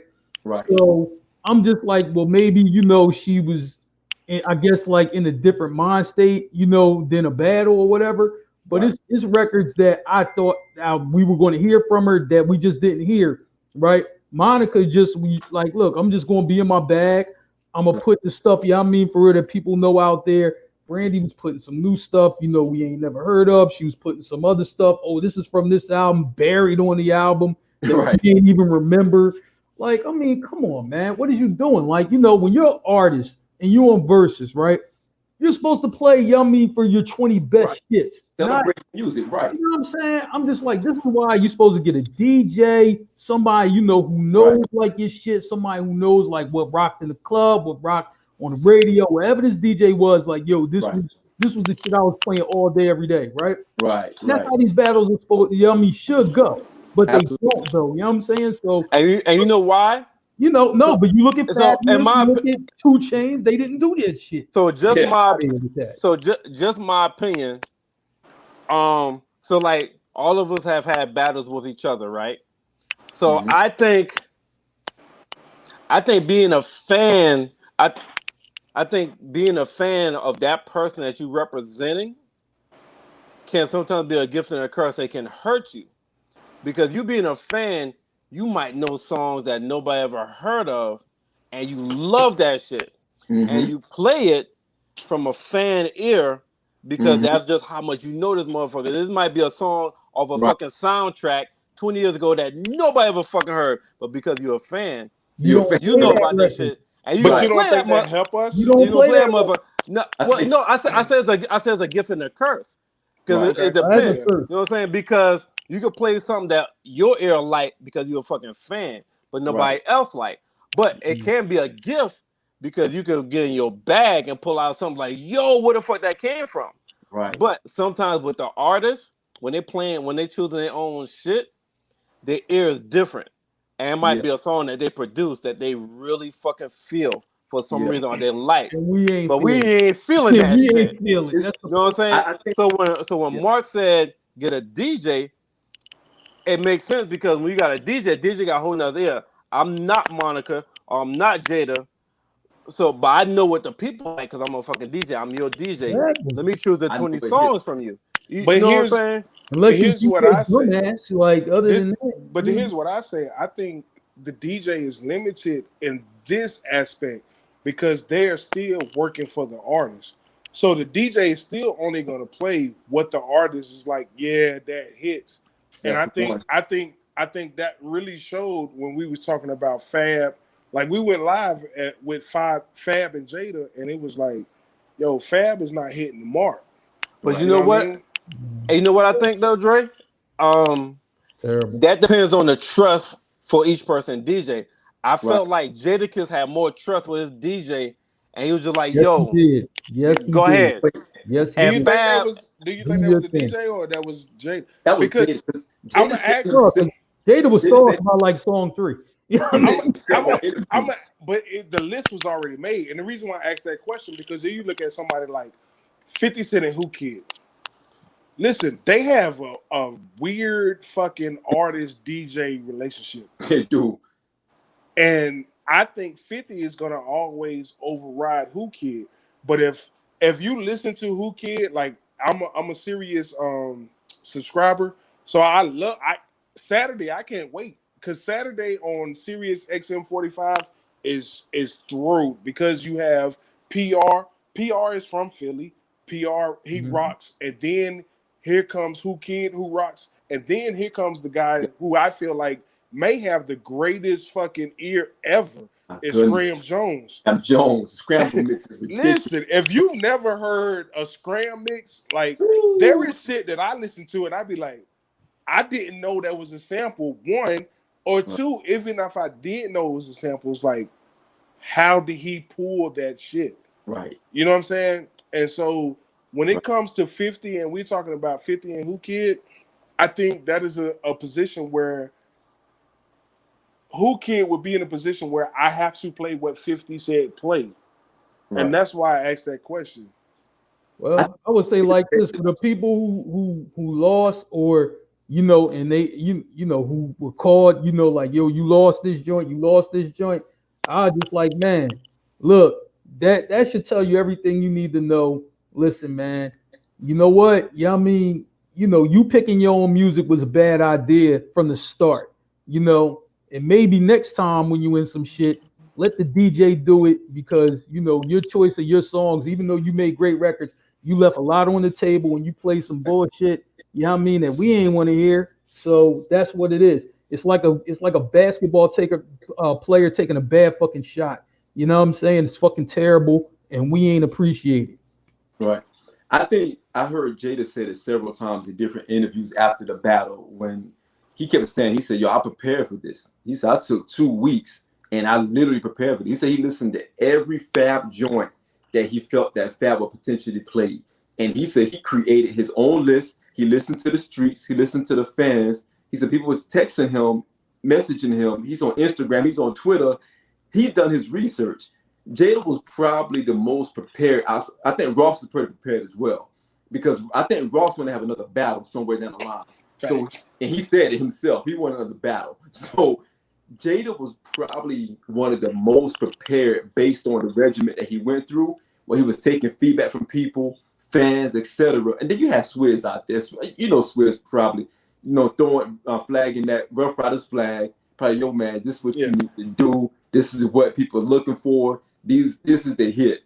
And Fab wasn't ready for that. And I think Fab was embarrassed because I know on the Joe Budden podcast, they tried to call Fab and he wouldn't answer the phone. And it was like they were lighting his ass up, man. You haven't heard from Fab since then. So he dropped the ball. Jada was more prepared. And I think more back to your point, I think as a fan, and even as an artist, they have a different ear for music than what we get from them, if that makes sense. Like they made, for me, if I was battling like a Ghostface, I love Ghostface. Ghostface is like one of my top rappers of all time.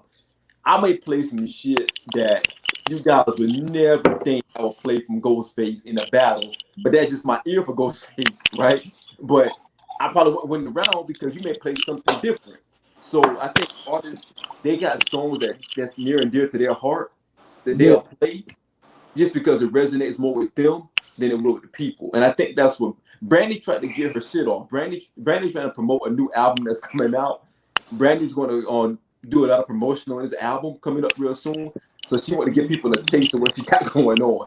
And she missed the mark doing that. For me though, I disagree though. I was just like, look, I think you in one of these battles, any battle, if you in a battle, the artist in a battle, you should try to play as many heaters as possible and light your opponent the fuck up. You know what I mean? Just light him up, start to finish, no breaks. I'm gonna kill you every single set. That's exactly for how you supposed to be. It's a battle. So here's my question, and it's more so to Sean, just because I've battled Sean more than anyone else.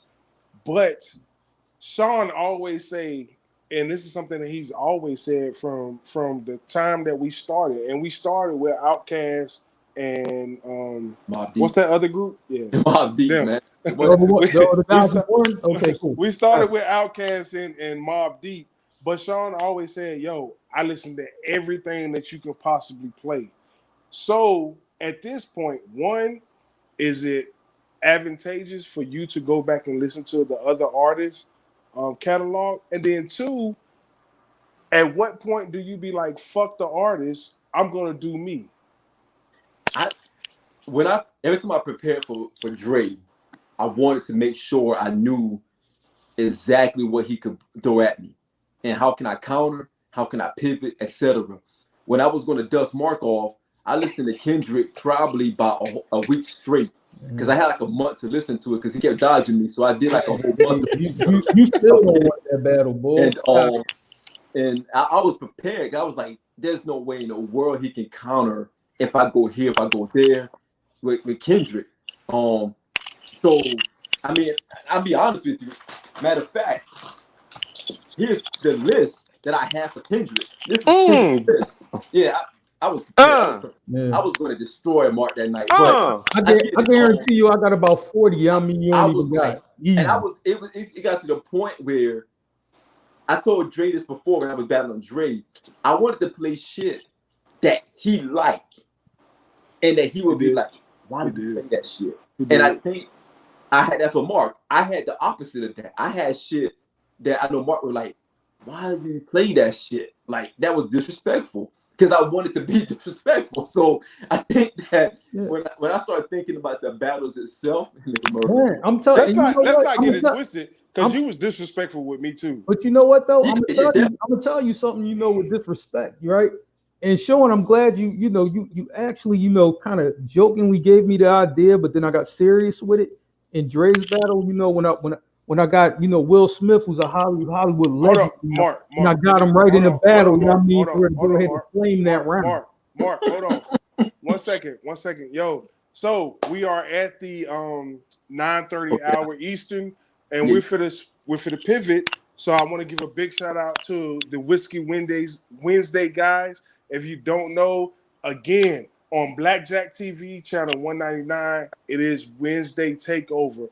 We have the first hour and a half, and then the guys over at Whiskey Wednesdays, they have the second hour. Damn, none of y'all can say Wednesday? Please check. What? Nigga, fuck you. Come on. Hey, please check out my guys, Whiskey Wednesday. We got the boy D Wood, and we got the boy Bo Smitty. They're going to do their thing. They're on a totally different lane. They talk about a totally different topic. But if you want to stay here on Facebook Live, you want to stay here on YouTube Live, please kick it with us. But right now, what we're going to do is we're going to give a salute, and we're going to hand it over to the guys at Whiskey Wednesday. Indeed. Blackjack TV, what it do? Now, let's go. All right, let's go. So, yeah, Mark, finish what you were saying, man? No, you know, I mean, thanks for the idea. It was jokingly, but you know, Will Smith, you know, came on the new joint, flamed it, used it in the battle, flamed Dre right on that joint. You know what I mean? Straight up, I had a Hollywood actor, you know what I mean, jump in the battle, you know what I mean, for real, and then kill shit. Oh, saying I'm like, I'm trying to see if Kevin Hart got a song or something. So maybe I'll use that in the next Philly joint. I don't know. Listen, first off, if he do. First off, there's no doubt that Mark lost that round. Yeah, but then right. secondly, if we would have did that shit 3 weeks later, when we found out that August was goddamn digging in Jada, he definitely would have lost. But that's another different topic. Yeah, well, hey, Sean, go ahead, do your thing, man. Hey, we got Sky in the building. Shout out to Sky. Sky kept a nigga calm when a nigga was tripping. You know what I'm saying? Oh shit, here you go. I ain't got no comment on that. What's the next topic? But real talk though, like I would never play window shopper. But at the same time, best friend. What about best friend? Would you play best friend? Look, hey, you know what, Sean? I would say something right now. But we on national TV. No, you know what? And nigga, you lucky. But nigga, when I see you in person, I'm gonna tell you in your fucking ear, my nigga. Look, just know this. I'm gonna say something, man. Just know this, Sean. Y'all keep going at Merv, and I'm just like, yo, the bull followed him in the whole battle. Sorry, I do not vote for the follower in any battle. If you follow, you lose. But he played with follower, you lose. Sorry. Nah, he didn't follow him when he played. He didn't. He didn't play. He didn't follow him when he. Nigga, Merv played best friend. Merv played best friend, and he was doing. And he was singing. He was singing. Yeah, he was like this. He was like, my best friend. Hey, that's how Merv was. Merv was like this. Hey, take a juice to do that to you. Stop playing. Yo, but I'm about to say it like this. Real talk though. When I was going to dust Mark off, because I had like 3 months here. Do this battle. Please do this battle. I actually played every Kendrick album, every mixtape Kendrick, and I compared to both. And again, I had 3 months to compare because he kept running from me. So, I got 20 songs. Man, easy. Hey Dre, this is like T.I. challenging on Jay-Z. This shit ain't gonna never happen. No, it ain't gonna this battle talk ain't gonna never happen. I don't want to talk about that shit no more. You are absolutely correct. And we're gonna move because now I'm still Sean's thunder. I apologize, Sean. But we're gonna talk about collaborating. And we're gonna talk about which 2 artists each person would like to collaborate with. But before I do that, listen, it is a pleasure for me to welcome on this next guest because that means hold on, my bad. What I miss? What's going on? No, I just wanted to move on from that because we know that this battle is not going to happen. Segueing from that now. Okay, my bad. Go ahead. Do your thing. I apologize. Merv, I'm sorry. What? Because I want to set the tone for this because Merv was the one who, damn, Drake. Merv came up with this great idea over the week. Wait, can we give Merv an applause for coming up with a great idea? Yeah.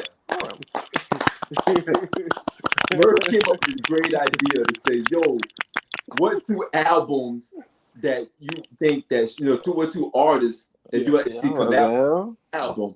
So I thought Merv made it a hot line, but I made it a better content because Oh, I want to go a step further. Wait, talk you about- gonna spit that? You gonna spit that? Of all people, Son is Hey, gonna let me spit tell y'all that my line. hey, let me tell y'all my Hey. niggas. Let me tell y'all something. Y'all, hey, listen.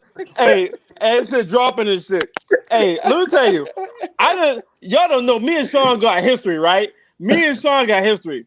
So back in the day when we used to work together, this nigga always used to come in with some Nas shit. I go back with some Jay-Z shit. Wait, y'all I used just- to work together? You don't talk about that online. Oh yeah, my bad. My Yeah. bad. My bad. My bad. Talk My about bad. that, man. My bad. Yo, My bad. Yeah, yo, you're what right. You doing? You getting too animated, man. Hey, my bad. Animated. Hey, well, Calm listen. down, man. Listen, I just said so much Jay-Z lines to him, man, that is inbred in his motherfucking cerebrum. He can't even fucking help it. He What can't is help it. cerebrum? It's not his fault, huh? What is cerebrum? It's medulla oblongata. Oh, okay. So listen, I'm gonna step back in. Listen, Son, the reason why I was cutting you off and I was trying to segue is because Okay. I want to invite my nigga on. My nigga is here, and so that means good things for shit that we're not gonna talk Wait, about. Hey, hold on. Hold on. You about to bring somebody on?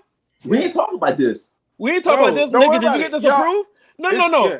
No. Listen, Did you approve this? He is Did we approved. approve this? If he's not Oh. approved, I would never join this again. So Nigga, I'm I had gonna to- just put him. I'm gonna just add him. All right, listen. Look, we got Stacks. Hey! Hey, we can't see you, but we know that's you. Hey, man. Hey, we This really nigga can't- got a towel. He got a towel Hey. like it's 100 degrees. Hey, nigga, Yeah. the only thing we can see is your towel, my nigga. Oh, Yeah. oh shit. Hey. Hey, God says, let there be light. Yo, Stats got a towel like he's in the club. Oh shit. He got a towel like he's in the Anybody Southern club. want to guess why I got a towel over my right shoulder? No, No, we You don't. burping the baby? we don't care. Yeah, we don't. We really Yeah, you don't. burping the baby? See, I gave you a nice Y'all intro. And you had to ruin it. y'all care later. Carry on. Hey, I just want to say one thing before because Oh, Dre made it shit. sound like I had Netflix or some crazy shit going on, but my son was in a car accident. He's fine. My vehicle's probably totaled. But I can get another vehicle. I can't get another God him. He's fine. damn. Facts. But Facts. good to go. I had to take care of that. So Facts. I've been But watching. good, though. I'm kind of grateful I wasn't on earlier because I wanted to jump through the screen and choke the shit out of Sean Andre. Oh, For their Hey, we still Eminem for their live. Eminem. I don't even want to talk about it. I Don't even wanna bring talk that about up, it. man. Don't bring that up, Go on, man. We're not Go going on, back show, to that gentlemen. for another hour. We're not going back. There. Hey, Sean, not go going ahead, back, do your man. thing. What we talking about now? Next, Sean. So what just happened? So What? Merv came up with this great idea to actually come up with two artists that you would like to see collaborate. So Merv, since this was your brainchild, I want to start with you first. What are the two artists that you feel you would wanted to see collaborate on an album? Hey, so I'm gonna be greedy. I got 4 artists, 2 albums. What? Let me. Yeah. What? What? Say, God damn. I got 4 artists, 2 albums. Not the same fucking album. I ain't trying to make a whole fucking. I'm not trying to make a whole goddamn East Coast shit. Okay. Looking for self-destruction. I ain't trying to do that. Listen, Look I got for- what? Okay. Calm down, man. Calm down. Fix your fucking face. I see your shit. Hey, so listen. I got 4 artists to have the first album. I would love to see, and this is based on I feel like their content is the same. They have both of them are very conscious. Both of them really come with lyrics, and you fall in love with their songs because of their lyrics, not necessarily their beats. Their beats, they have good production, but it's like those lyrics. And I think a dope album will really be with K. Dot and J. Cole. God damn you, Merv. Oh well, pull your pad out, nigga. Read the next. You know about here. Keep going. Hey, so Kendrick Lamar and J. Cole album, I think it'll be so fucking dope, and I think it'll be one of them albums that was actually needed, or it'll be like this is the I just said earlier in this podcast, timing is everything sometimes for an album, and with the shit that's going on in 2020, that sometimes I feel like is 1920. I think those two would really make a dope ass conscious substance album that at the same time you still bop your head to it. Not like when T.I. made, I think what This Is Against Us or Us Against Them. He tried to be conscious, but he missed the mark because that's just not his lane. But I think with this J. Cole and K-Dot album, it will be conscious, but also hip hop, and also something that you will sip some liquor to, and bop your head to. All right, that's my first one. My next one, yo, this album. Every time they get together, they make really dope ass music. Really dope ass songs. And one time it was a rumor that they was going to make it. I don't know what happened. I guess it was just a rumor. But a Rick Ross and Drake album, I feel would be so motherfucking cultural. It'd be so motherfucking good for the culture. Like, I think that whole shit be fucking fire. Every time they get together, they kill that shit. And I think the production will be good. You got Rick Ross' voice. You got Drake, where he can sing the hook. He can rap. And those two together, I think the production and the skill set, the flexibility and the different shit that they bring, I think it'll be so fucking dope of an album with Drake and Rick Ross together. I like that. I think the same way on that Rick Ross and Drake. They make some good music together. I don't think they missed one yet. I don't think they missed the mark yet. Nah. At all. So that's good. So Dre, I'm gonna go to you, man. I know Mervin's winning stream. I'm gonna go to your side. So I'm gonna take a playbook. I'm gonna take a play out of the playbook of Merv, and I'm gonna add more than two. So I got three, and I'm gonna start one album? with this. On one album, just Dre? one album. Three on one album? Three okay. On one album, and the producer is not gonna get on the album at all. He's just gonna produce, and the producer is gonna be Kanye West. Okay. The two artists that I'm going to take. You got my attention. The first one is an artist that I'm gonna be honest with. I give shit to just because of Sean, because I just dislike Sean that much. So Nas is gonna be on this album. So right now, if you look at this album, we have Kanye and we have Nas. Kanye production. Okay. Right. I know that didn't. I know that didn't produce much in the past, but then we're gonna bring a Southern guy in. And it's something that me and Sean talked about. This is a guy who has the Nas type of vibe because he has a voice that is an instrument. I'm going to put Big Crit on an album with Nas, produced by Kanye.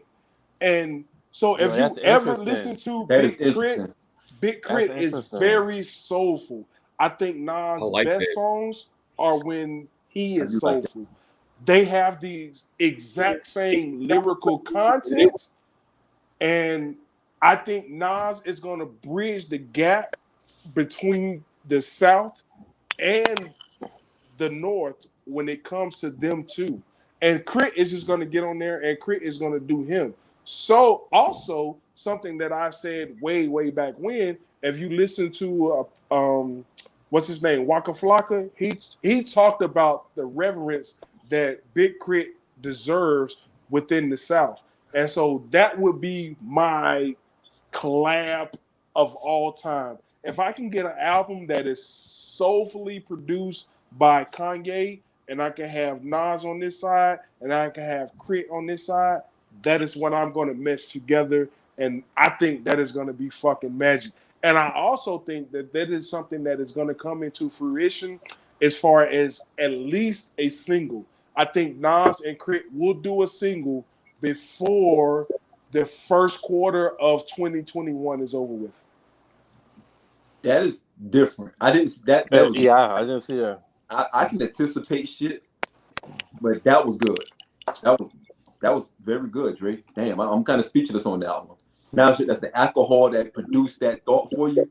But yeah, I think so. Hey, you remember on goddamn Thin Line to Love Hate? Like, do Bill make this motherfucker talk better?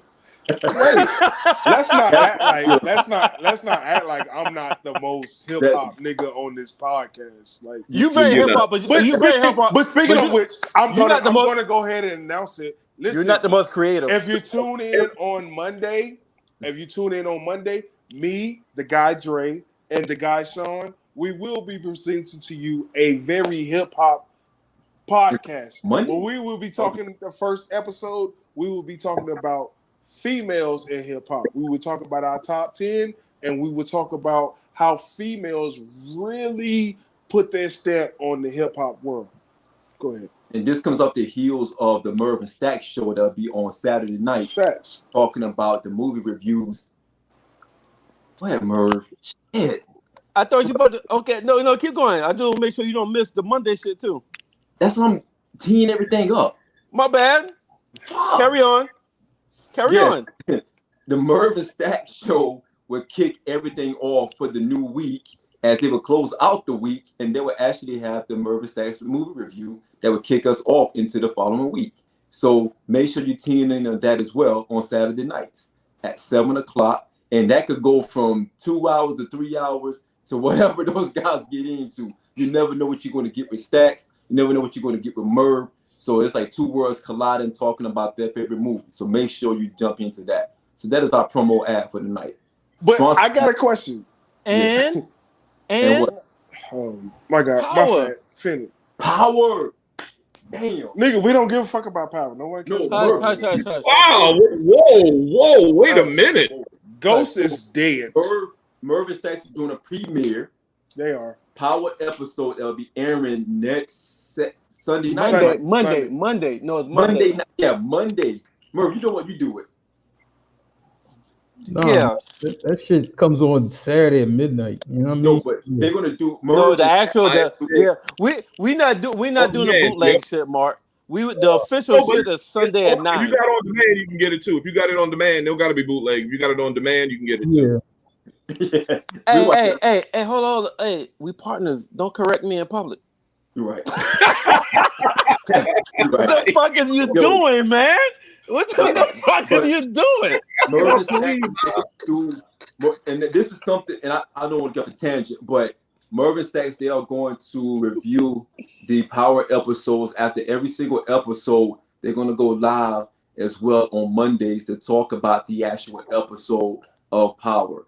And it's going to be inclusion on that one. That's where anyone who's a Power fan, we're going to ask you guys to hop on with those guys to talk about the Power episode.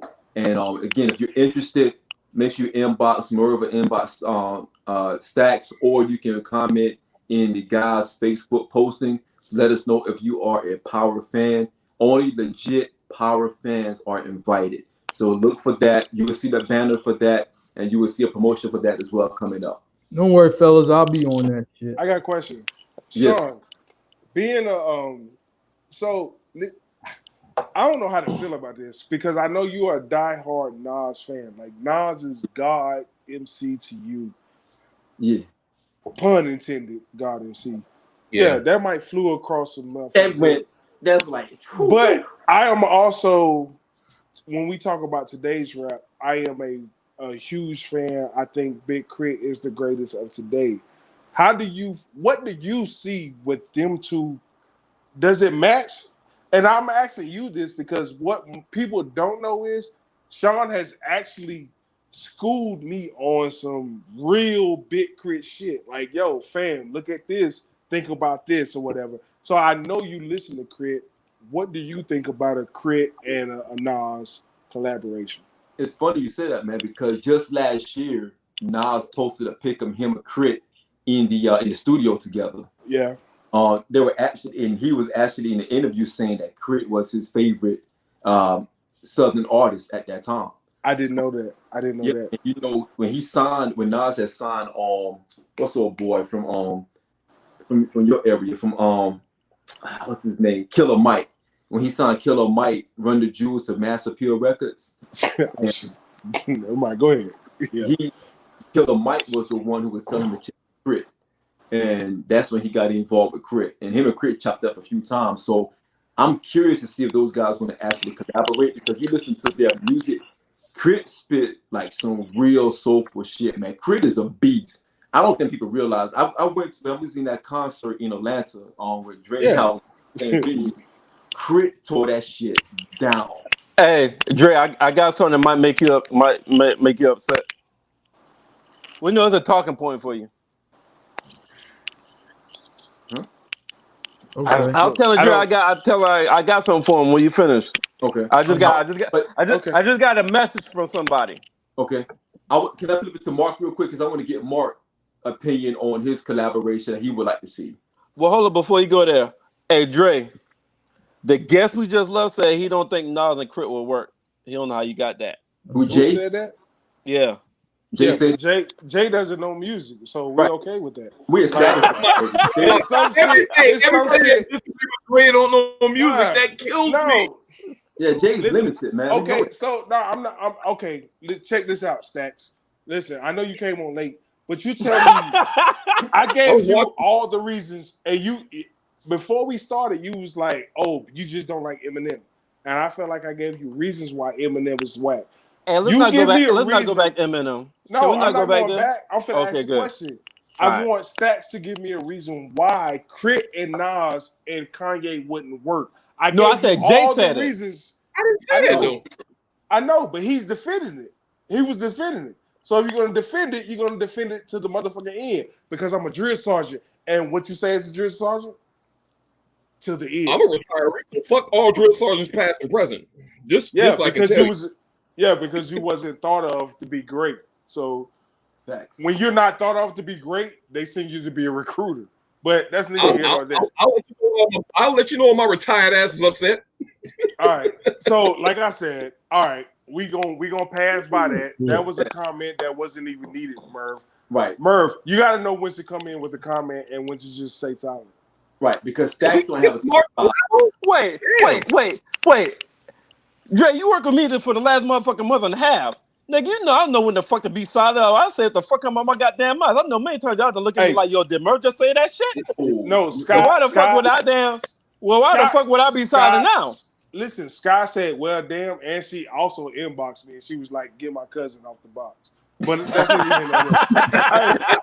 Go ahead, Sean, you was going on to Mark. Go ahead, do that. Man. Yo, Hey, crazy idiot. Yo, Mark, what you think, man? What are your collaborations, man? Beanie Siegel, and Eve. No, Man. I mean, Oh, bro, my bad. I'm not even gonna say anything Philly, man.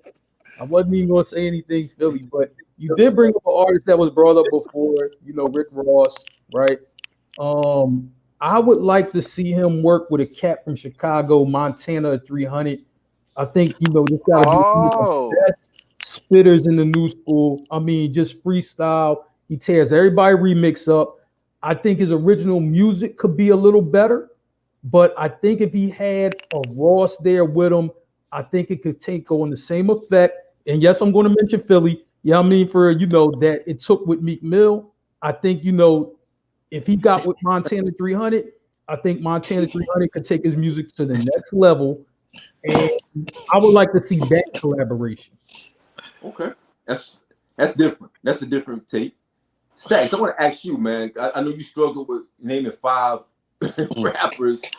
So this might be tough. Hey.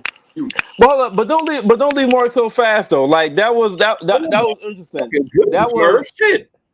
What happened? Yeah, I will give you more chance to think about it because you said I think you're fine. So Yo, think about it. Georgetown need all the time to think they can get. All the time. Hey, but nah, that was real interesting, Mark. I was Dre caught me a little off guard, but that Montana 300 kid, he does have potential. He's dope. Yeah. And I can see where if he get the right motherfucker, I could see him really. Yeah. So you're right. I think Rick Ross production with Montana. I could see that. Like I see that. That's the most organic one that's been said. That's not established. Those two. I think that's the most, in my opinion, that's the most organic one out of everything that everybody said so far. Yeah. In my opinion. So I was with Mark until he talking about we'll take it back to Philly again. I just said it would have the same effect. That's all. You know what I'm saying? If you see where Meek was with, starting out to when he got with Ross, it went to just a different level. You know what I'm saying? I think the same thing could happen, with Montana. Yeah. So Stacks, what you think, man? What are your two collaborations you would like to see? Well, it's funny you said that you and Dre are going to be doing something about female rappers, right? Yeah. Have anybody ever thought of a female male collabo? I'm looking at J. Cole and Rhapsody, or oh shit! Did you say Rhapsody? You said Rhapsody? Yo, she's dope. Yo, yeah. Fuck Rhapsody yeah. is super Oh dope. shit. She might go better. She might go better with Kendrick Lamar because she's because he's more conscious. Damn. But you know, J. Cole and Rhapsody, you know, repping North Carolina, correct? So I'd like to see that. Yo, I like that. I like that. You guys are killing this one. You guys, I can't. Yo, I like that right there. Yo, I like that even better than the Montana Rick Ross shit. And I want to say this, man. I like Rhapsody a lot simply because she don't gotta fit that mantra of female rappers out there that's showing ass and titties and talking about. And I'm not. This is no diss to Cardi B and Nicki Minaj. The fact that you just call them is a diss. The fact you just said no diss is a diss, nigga. Yeah. And I'm gonna be honest. Anytime a nigga said no disrespect, I'm about to disrespect the fuck out of you. No, let's a different lane. be honest, Merv. Let's Let's be honest, Merv. I don't like that narrative because, and this is something that me and Sean are going to talk about. If you tune in next week on Facebook Live, you tune in to YouTube Live, and you tune into Blackjack TV. I don't like the narrative that female rappers are giving because niggas talk about getting their dicks up, bitches talk about getting their pussy eaten. But you also have niggas that talk about conscious shit, and you also have chicks that talk about the same thing. And Stacks just brought it to life when he talked about Rhapsody. Same thing goes for Queen Latifah. You go with MC Lyte, and so on and so forth. I'm not gonna give you everything because I feel like I'm giving you my top 10, and I wanted to be a surprise. But that is why I don't like that narrative. It's just what narrative? Of what he said is not the same lane as Cardi B. They're not talking the same shit. Oh, when we talk about talking to him. Yeah, when we talking women, I know you're talking about it's some women that get busy that ain't talking about what they can do for you as far as visuals or what they can do to you as far as sexual. That's what I'm gonna say. Well, that's why I'm looking forward to you guys' show because as far as I know, and I'm going to learn something when y'all show do come on. What is it, Monday? Yes, Monday, correct? Monday at 7:00. So we're gonna go to the motherfucking market on Monday, my niggas. But to me, Rhapsody is, I think you can't do that with a 49 team. Right. Nigga, you can't do that with Bills or Carolina Panthers or anybody else that you got to flip a quarter to see what the fuck you gonna like this Sunday. Oh, that was personal. Right? Yeah. That came from a personal space, man. That came from a personal space, man. Real talk. I just Joint to cut out right now. That was that came from a that personal. was savage. That was savage. Nate would be proud. Nate would be proud. I can't follow any of you guys. I love this topic, but I struggle when I start thinking about collaborations. I didn't want to sound so cliche. My original thought was, Jay and Nas, Exactly. But DJ Premier handling the production. That was my original thought process. But I'm like, that won't work. Then I thought about Nas and AZ. You know what I mean? And I just felt like that's too cliche because Nas would get outshined. Nah, it's too cliche because I think Nas would get outshined. It's too cliche. So AC would give Nas the business. I'm gonna just put that out. I think he's done something like that before. Oh yeah, he's given the business before. You right, Mark. AC beast. I thought about Meek Mill and Cassidy. I'm like, nah, that won't work. No. And then I started thinking about the albums that we have already seen collaborated, and I got nervous about who would I pick, because you go back and you listen to the Jay Electronica and Jay-Z album, right? No matter how you want to address it, that's a collaboration album. No, it's not. Every Really? song. Jay was Nigga. That is a Jay. That is no. a Jay Electronica album. It is not. Right. It's fucking not. Only difference No, is man. Jay is not in the features. His name is not on the album. Jay, if that was a collaboration about? album, Jay would have promoted that shit. That is not a collaboration. Well, how album. about this? That nigga stole Jay verses, because we can't fucking tell. Yeah, facts. as I was saying, It was and one on every other album. I mean, as every other I song. was saying, Nigga, fuck you. What you? Oh, was you saying. was talking? as I was saying, I got nervous because I started thinking about the Say Wednesday. I was thinking about the Jay-Z and R. Kelly collaborations. They had 2 albums that were garbage, and I thought about that. I'm like, I agree. The best of both worlds. Both of them were not good. I agree. And I got nervous about that. I And agree. then I touched a little bit on the Watch the Throne album, which was supposed to be Don't do that. an album with Kanye Don't do and that. Drake. It was Don't do supposed that. to be Kanye and Drake on Watch the Throne, but Jay was like, nah, get that shit out of here. It's me and Kanye. And I think that album was underwhelming, given the fact that you had 2 monsters on one album collaborating. I don't think. What you need? Come on. Baby, I got it. Come on, man. Don't you do that. You're not Are finna you do Jay serious and Kanye right like now? Yeah. What you need? So- Hey, hold on. I'll tell you one thing. That tour sold out everywhere. That We Jay. finna go 3 hours now. Sean. Yeah. Oh, Hey, me and this nigga went. Me and Stacks went to that fucking concert. But go ahead and finish with your little shit. Okay. So disrespect. Did y'all go together? they Yeah, did. motherfucker. What They the fuck were- you trying to say, motherfucker? They were dressed alike, Sean. Boy, fuck Sean. you. They both had glasses on black shirts. Right. They had black shades. He had the Jay-Z shirt. He had the Kanye shirt. Oh my goodness, man. Y'all Hey, niggas- Mark, don't act like you didn't see the. Don't act like you didn't see the goddamn picture, Mark. You're a funny guy and all that. Merv, I was a big. Do you have a collabo, or you just gonna narrate this bullshit like you know? I didn't like to hear the talk. That was this. I wasn't being disrespectful. Merv, you and I went to a concert together. We were with 2 women, but at the same time, we went to the same concert. You so We didn't fucking go disrespectful, together. man. What concert did y'all go to though? You and I, we went to a Jay-Z, Beyonce. Remember I told you Beyonce came on stage, Merv clutched his pearls and passed out. And I forgot. Yo, you know what? Yo, Hey, Me and Sean went to a concert together, but we Hey, didn't man, know Sean. each other. And I was like, "Fuck him," and he was like, "Fuck me." Right. So we didn't even try to get up. I was like, all right, man. I hope you enjoy the show. hey, Sean, it's places of hell for you, man. Yo, Merv started elbowing me. He was like, yo, it's B. I'm like, all right. And yo, and real talk, it got real quiet. It's places in hell for you, man. Yo, Mark, he got quiet, right? Hope they hang you by your fucking tongue. I heard something say bzzz, like the beehive start buzzing, and Merv was right there. Bzzz. I'm like, yo, what is happening? So I didn't know what to do.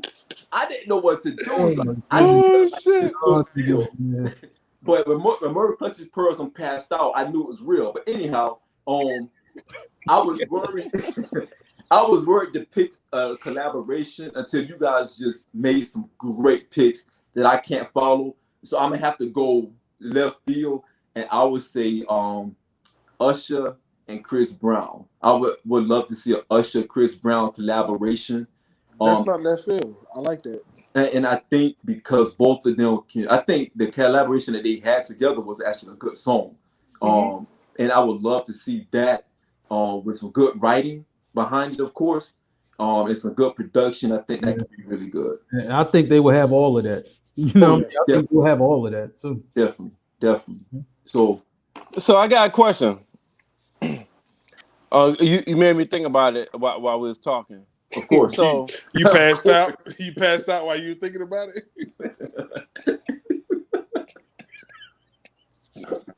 Yo, and you done? And he said you done? He didn't say Beyonce. He said it's B. He said, "Yo, it's B." like, what was that? Yo, real talk though. Why did you guys buzz? Hey, I've never passed out. Do you remember what happened before you passed out, or it's just like you just passed out? The nigga's lying. It just got black. It just got black. The nigga's lying. Oh shit! Oh my goodness! Oh shit! Hey, my bad. You know what I'm saying? He's Keisha from Belly right now. She told me she's like your little. She's told me she's like your little ass dick. Wait. But Hey, was that the truth? Didn't she tell lying. Keisha that? Didn't she tell Keisha that though?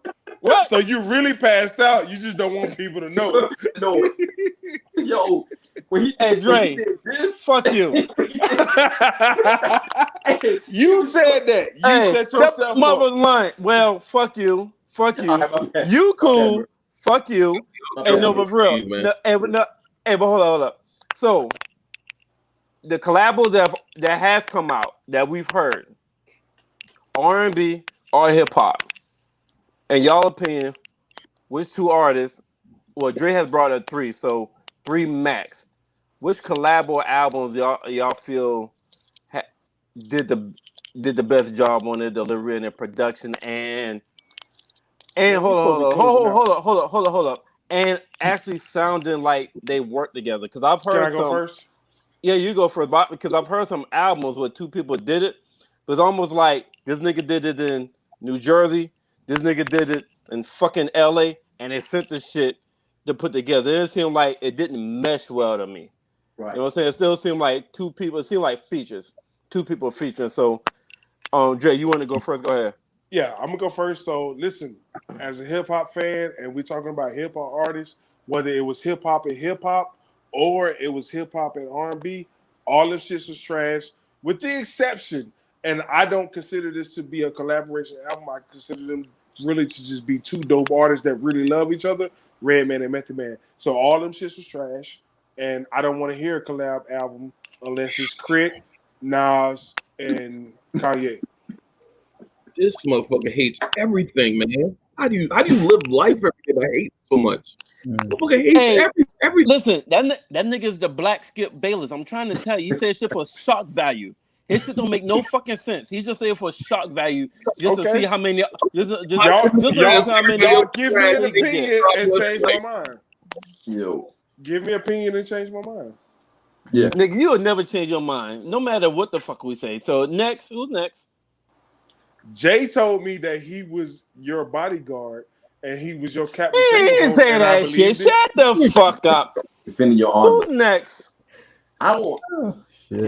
I kind of agree with Dre, man. I don't think anyone else put together like to your criteria. I don't think no one knocked it out the box, man. I would have to say maybe Raekwon and Ghostface if you want to. If you that don't count. But they know each other. Like yeah, that don't count. Yeah, they just that part of Wu-Tang, man. I mean, like two established artists. It's hard, man. I don't see it. I know I joke around about the Jay and Jay album, the Watch the Throne. I just think that with those guys of that magnitude, it could have been better. It should have been better. It should have been non-skippable. It shouldn't have been a skip record on that album, in my opinion. Because they both are coming off the heels of high success individually. No, I ain't gonna say that. I think it's because more... Jay was at a point where Jay was doing that bullshit. So Jay was on some other shit, and his other shit had to change to some other shit, and that other shit just really wasn't matching up to his other shit. Right. Man. If you didn't get all that, I don't know what to fucking tell you. I know Sean got it. I don't think it's more of like guys who probably should have collaborated that hit. You know, that's what I think. You're from Georgetown. No, we didn't expect anyone from Georgetown to get what I just said. I'm just like, you know, like when you think of like when you look at records that people did that were really good, and you just like, man, I wish they would have made an album. I mean, you know, I wish Scarface and Beanie Siegel would have made an album. I knew it was coming. I would have loved that. You know, I wish Rihanna and Drake would have made an album. I thought that would have been good. That would have been hot, yeah. You know? But I'm just like, I think, you know, once good, Mark. I don't think it happens like that. That's good, Mark. I think you just do songs, and that's Rihanna and Drake was something different. I never would have thought that in this group. I never would have thought Rihanna and Drake in this group, but that is actually a They dope concept. have good chemistry on They the do. record they were on, you know. I think Nicki and Drake had good chemistry when they had songs together. I ain't like shit Nicki did. Drake almost can go with anybody. Like honestly, you know. Yeah, he really can. I feel like you cheating right now, Sean. I feel like you try to tout your own goddamn horn. Yeah, so I like Nicki better when she was paired with the New York when she did records with people from New York. That's just my opinion. Like the ASAP Rocky, ASAP Ferg, and those guys. Yeah, she really got busy with them. You know, and the Cash Money shit was good, but I'm just saying I think with the ASAP Mob, I think she was better. I'm sorry. I hate to take us off the tangent. I know we want to finish up and close it out, but do we not give ASAP Crew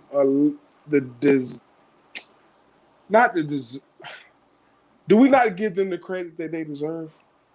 No, you know what? I think they get enough credit, right? My thing is with the ASAP Crew is like, man, you know, when they were going and all of them were going at the same time, I'm just like, yeah, that's what's up. Then it's almost like they just like when the man died, you know what I mean? I think that was the manager, the guy who put everything together. Yeah. He died, they kind of fell, you know what I'm saying, a little bit. You. And I think that, and it stopped that kind of steamroll that they had plowing through New York. And then right after that, the Rainbow Head Kid came out. That's a whole different story.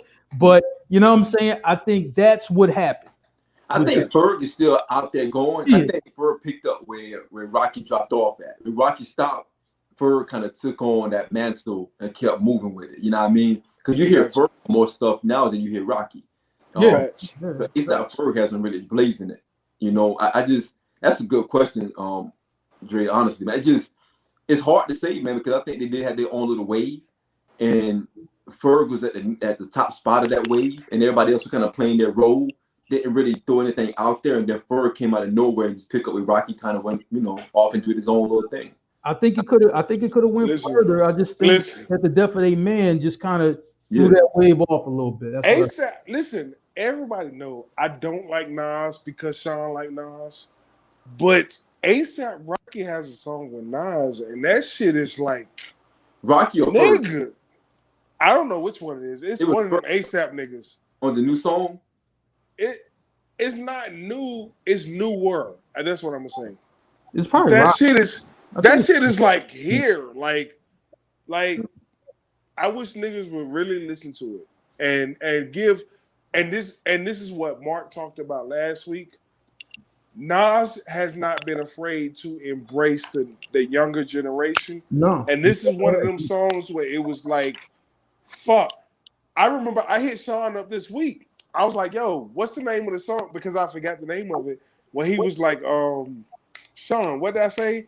When he was like, God damn. He used a sample and the shit was just so John Blaze. You ain't shit, Sean. I can't remember. No, nigga, me and Sean don't talk every day, so for him to forget, fuck him.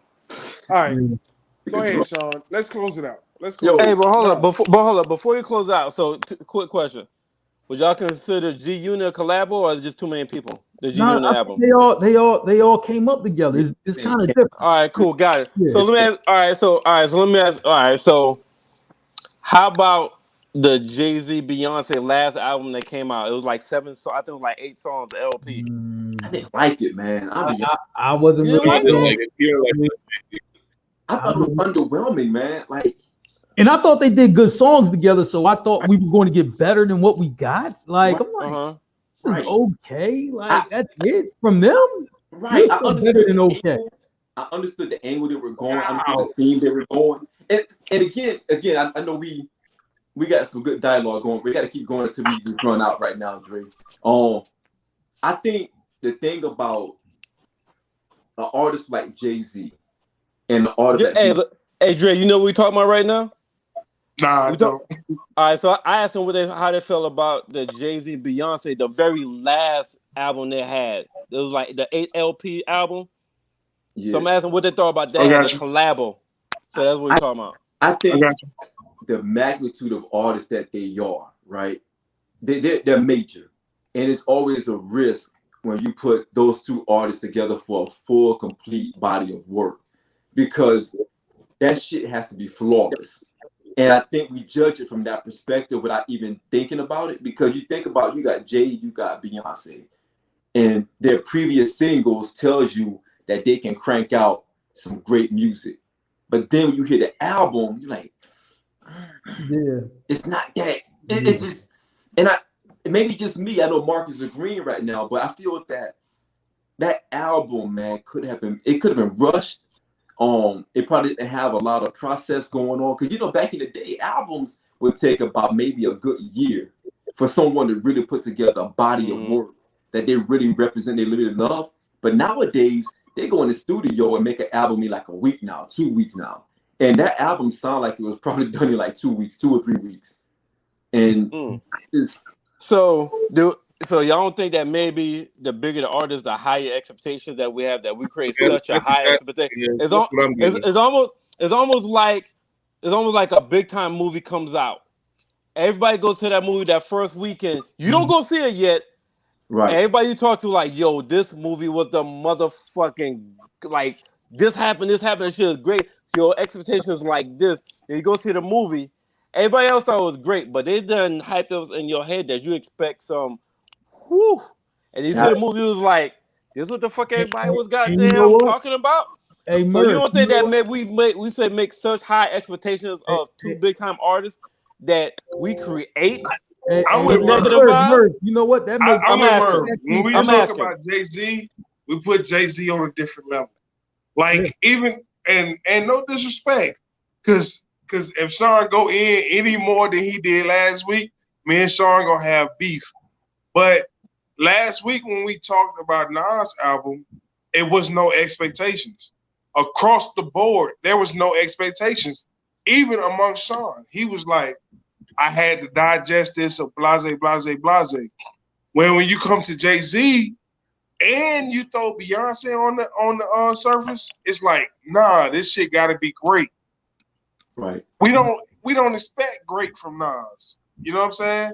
And I'm a fan of, everybody knows that my favorite rapper is Redman, but we don't expect greatness from Redman. Why not? So he made some great albums. Nah, he so did. You know what he's talking about. That's why he made great albums for us. What? Yeah. When I say That's us, why I'm talking about people who really listen to lyrics, and I'm talking about people who really dive into the culture of hip hop.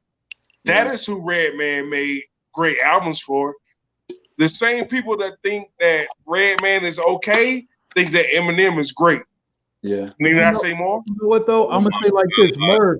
It kind of speaks to your point when you see a preview for a movie and you think the movie's gonna be outstanding, and then you go to see it, even if you think it's pretty good, it don't match up to the preview at all. Like when I went to see American Gangster, I seen the preview. I thought this movie was gonna be the best movie on earth. I was just like, shit, this is a real life story. It's about this guy, Frank Lucas or whatever. Then I went to the movie and I'm like, shit was all right. Like, I mean, it happens. It sucks when it happens. And I think that's the same thing that happened with Jay-Z and Beyonce album, right? Right. Just like the anticipation was up there. Yo, it's going to be great because it's them two. They did songs in the past that were great, chart toppers or whatever. And then this come out and then you hear the whole thing and you just like, You know what I mean? So basically same argument with Jay-Z and Kanye, right? The same arguments, right? No. Game of Thrones was a little better than that. What we're saying is wrap up, Sean. That's what we're saying. Let me reverse that real quick though, because sometimes you go to the movie because of the actor, right? Right.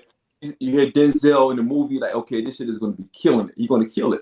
I think even with that, and you go there and you overhype the movie when it's really not a great movie, but because you're such a fan, you cannot. It doesn't process in your brain that this wasn't really a good movie. But I'm such a big fan of Denzel, I cannot come to terms to say it wasn't a great movie. I'm going back to. Exactly how you view Nas, exactly. Right. Exactly. So you were not. Yeah. Exactly. So when I say that, I said to say this. You go back and you listen to Magna Carta, right? The album is trash. Like it's not trash, it's trash. Because none of y'all know about Tom Ford, and you still know about Tom Ford. But when Jay said Tom Ford, everybody like, yo, I'm about to go get some Tom Ford. You know what that means. So, you know what I mean? But again, it's Jay-Z. Then you go back and listen to Kingdom Come, Jay-Z. You go and listen to Kingdom Come, you trick yourself to think that Kingdom Come was a good album, and it wasn't. And you start saying, but Jay-Z never had a bad album. For a time, Nobody think that was a good album. But for a time when Jay-Z did move the needle, like if he said something, a lot of niggas went and did it for a time. Nobody thought those were good albums, though. No, nobody thought it was album, but he's definitely a trendsetter. Because what that nigga said, and I'm 30. I wear jeans and button ups. I'm 30 plus. I wear jeans and button ups. Everybody started wearing fucking jeans and button ups, dog. Like niggas a trendsetter. I'm not gonna agree with that. I'm not gonna agree with that. And I don't wear jerseys, nigga. I'm 30 plus. Give me some fresh pair of jeans, nigga. Button up. Here's what I'm gonna say. He did. No, listen. Here's what I'm gonna say. Is. I have a prime example of niggas not feeling like Jay was that guy. Boosie. All right, you can talk whatever you want to talk. You talking about your area? Really? Oh my fucking god! You talking about Boosie? I can't talk. I can't talk. Bad. Can I talk? My bad. Listen, you can say whatever you want to say about Boosie. I'm not saying Boosie is the greatest artist, but when Boosie came out last year and he was like, "Nigga, we don't give a fuck about what Jay-Z said." Well, that shit was real. Like niggas down south don't give a fuck about what Jay-Z has to say. That's now. And Charleston, not then. And Charleston, in the Charleston area, yes, you are correct. Listen, Sean, and Georgetown is all Jay-Z. I'm gonna ask you a question, Sean. Listen, and Georgetown is all Jay-Z. I'm telling you from time. All right, go ahead. Sean, go ahead, Sean.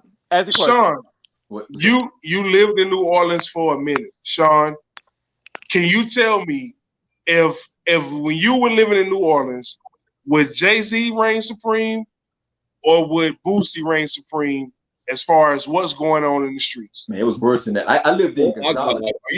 Real fucking question? Are you serious? Well, wait a minute. That's how you base it. That's how you base this argument.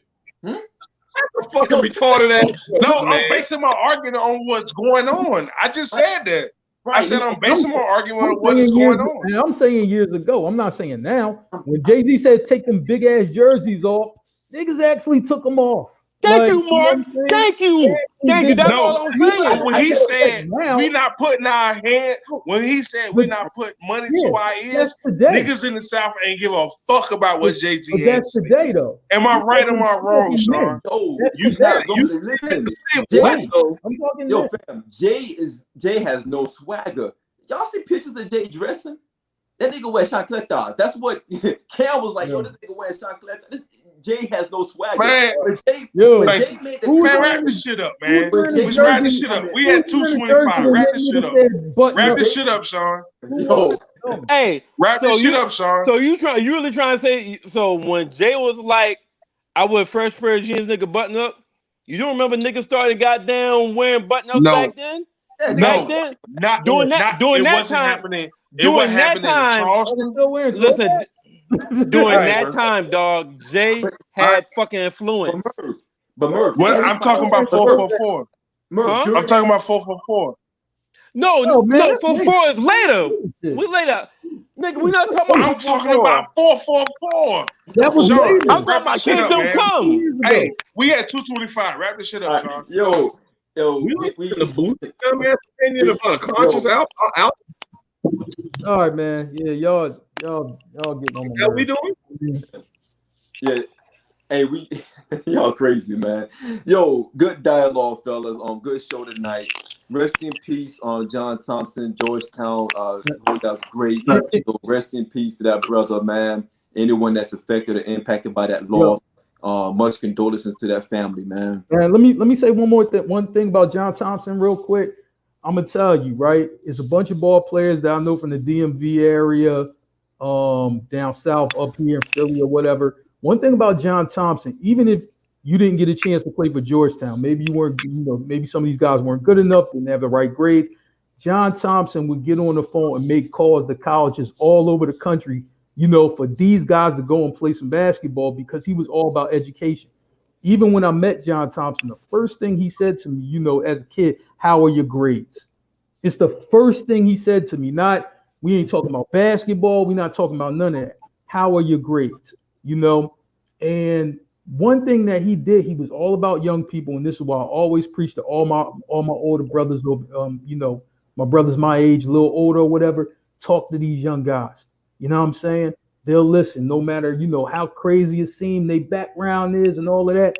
They will listen. You know, you invest into them, they're gonna be all right. And John Thompson, that's one thing that he always preached. More than basketball, more than the wins and all the great teams. He preached that. So, you know what I'm saying? He did a lot. We love him. We miss him. And if you ever listen to Allen Iverson, go and listen to Allen Iverson's Hall of Fame speech. You know what I'm saying? Because he like, man, he saved my life. And that's a true story. And Allen has told that story plenty of times. You know what I'm saying? So, I mean, he was just a great man. And, you know, I'm just like, man, if there's anybody you want to aspire to be like, it's like him. Indeed. Hey, really quick, I want to piggyback off of what Mark said. That is why I have this white towel over my right shoulder. That was his signature on the sidelines. He always wore a white towel over his right shoulder. He would have been 79 years old today. So he died right before his birthday. Big East basketball was Big East basketball.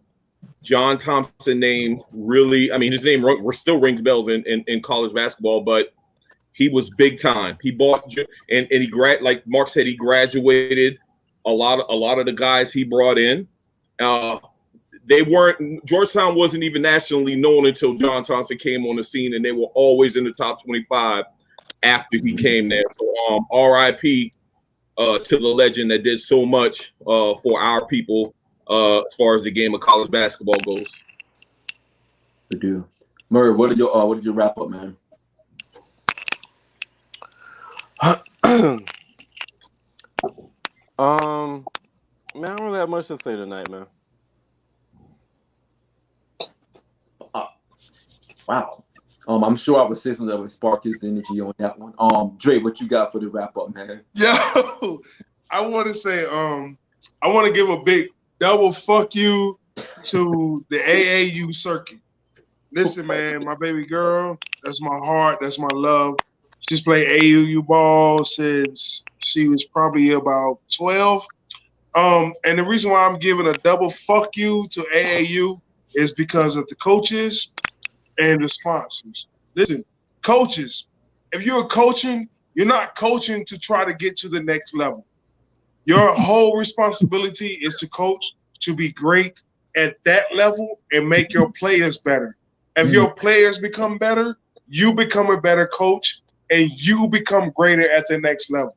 Sponsors, listen, I might get some flack from this, but I don't give a fuck because this is one of my favorite rappers of all time. But my daughter plays for Team Push, and that is sponsored by Pusha T. But me and my daughter, we are good. We don't have to worry about what money we have to spend. But at the same time, if you're talking about the hoods of Virginia Beach and you're talking about the hoods of Newport News, they do worry about what needs to be spent and what needs to come out of their pockets. So if you're going to be a sponsor, Pusha T, you need to be a sponsor all the way. And that means though that those girls don't have to spend a dime. And that's why I say fuck Team Push, fuck Pusha T, and fuck AAU basketball.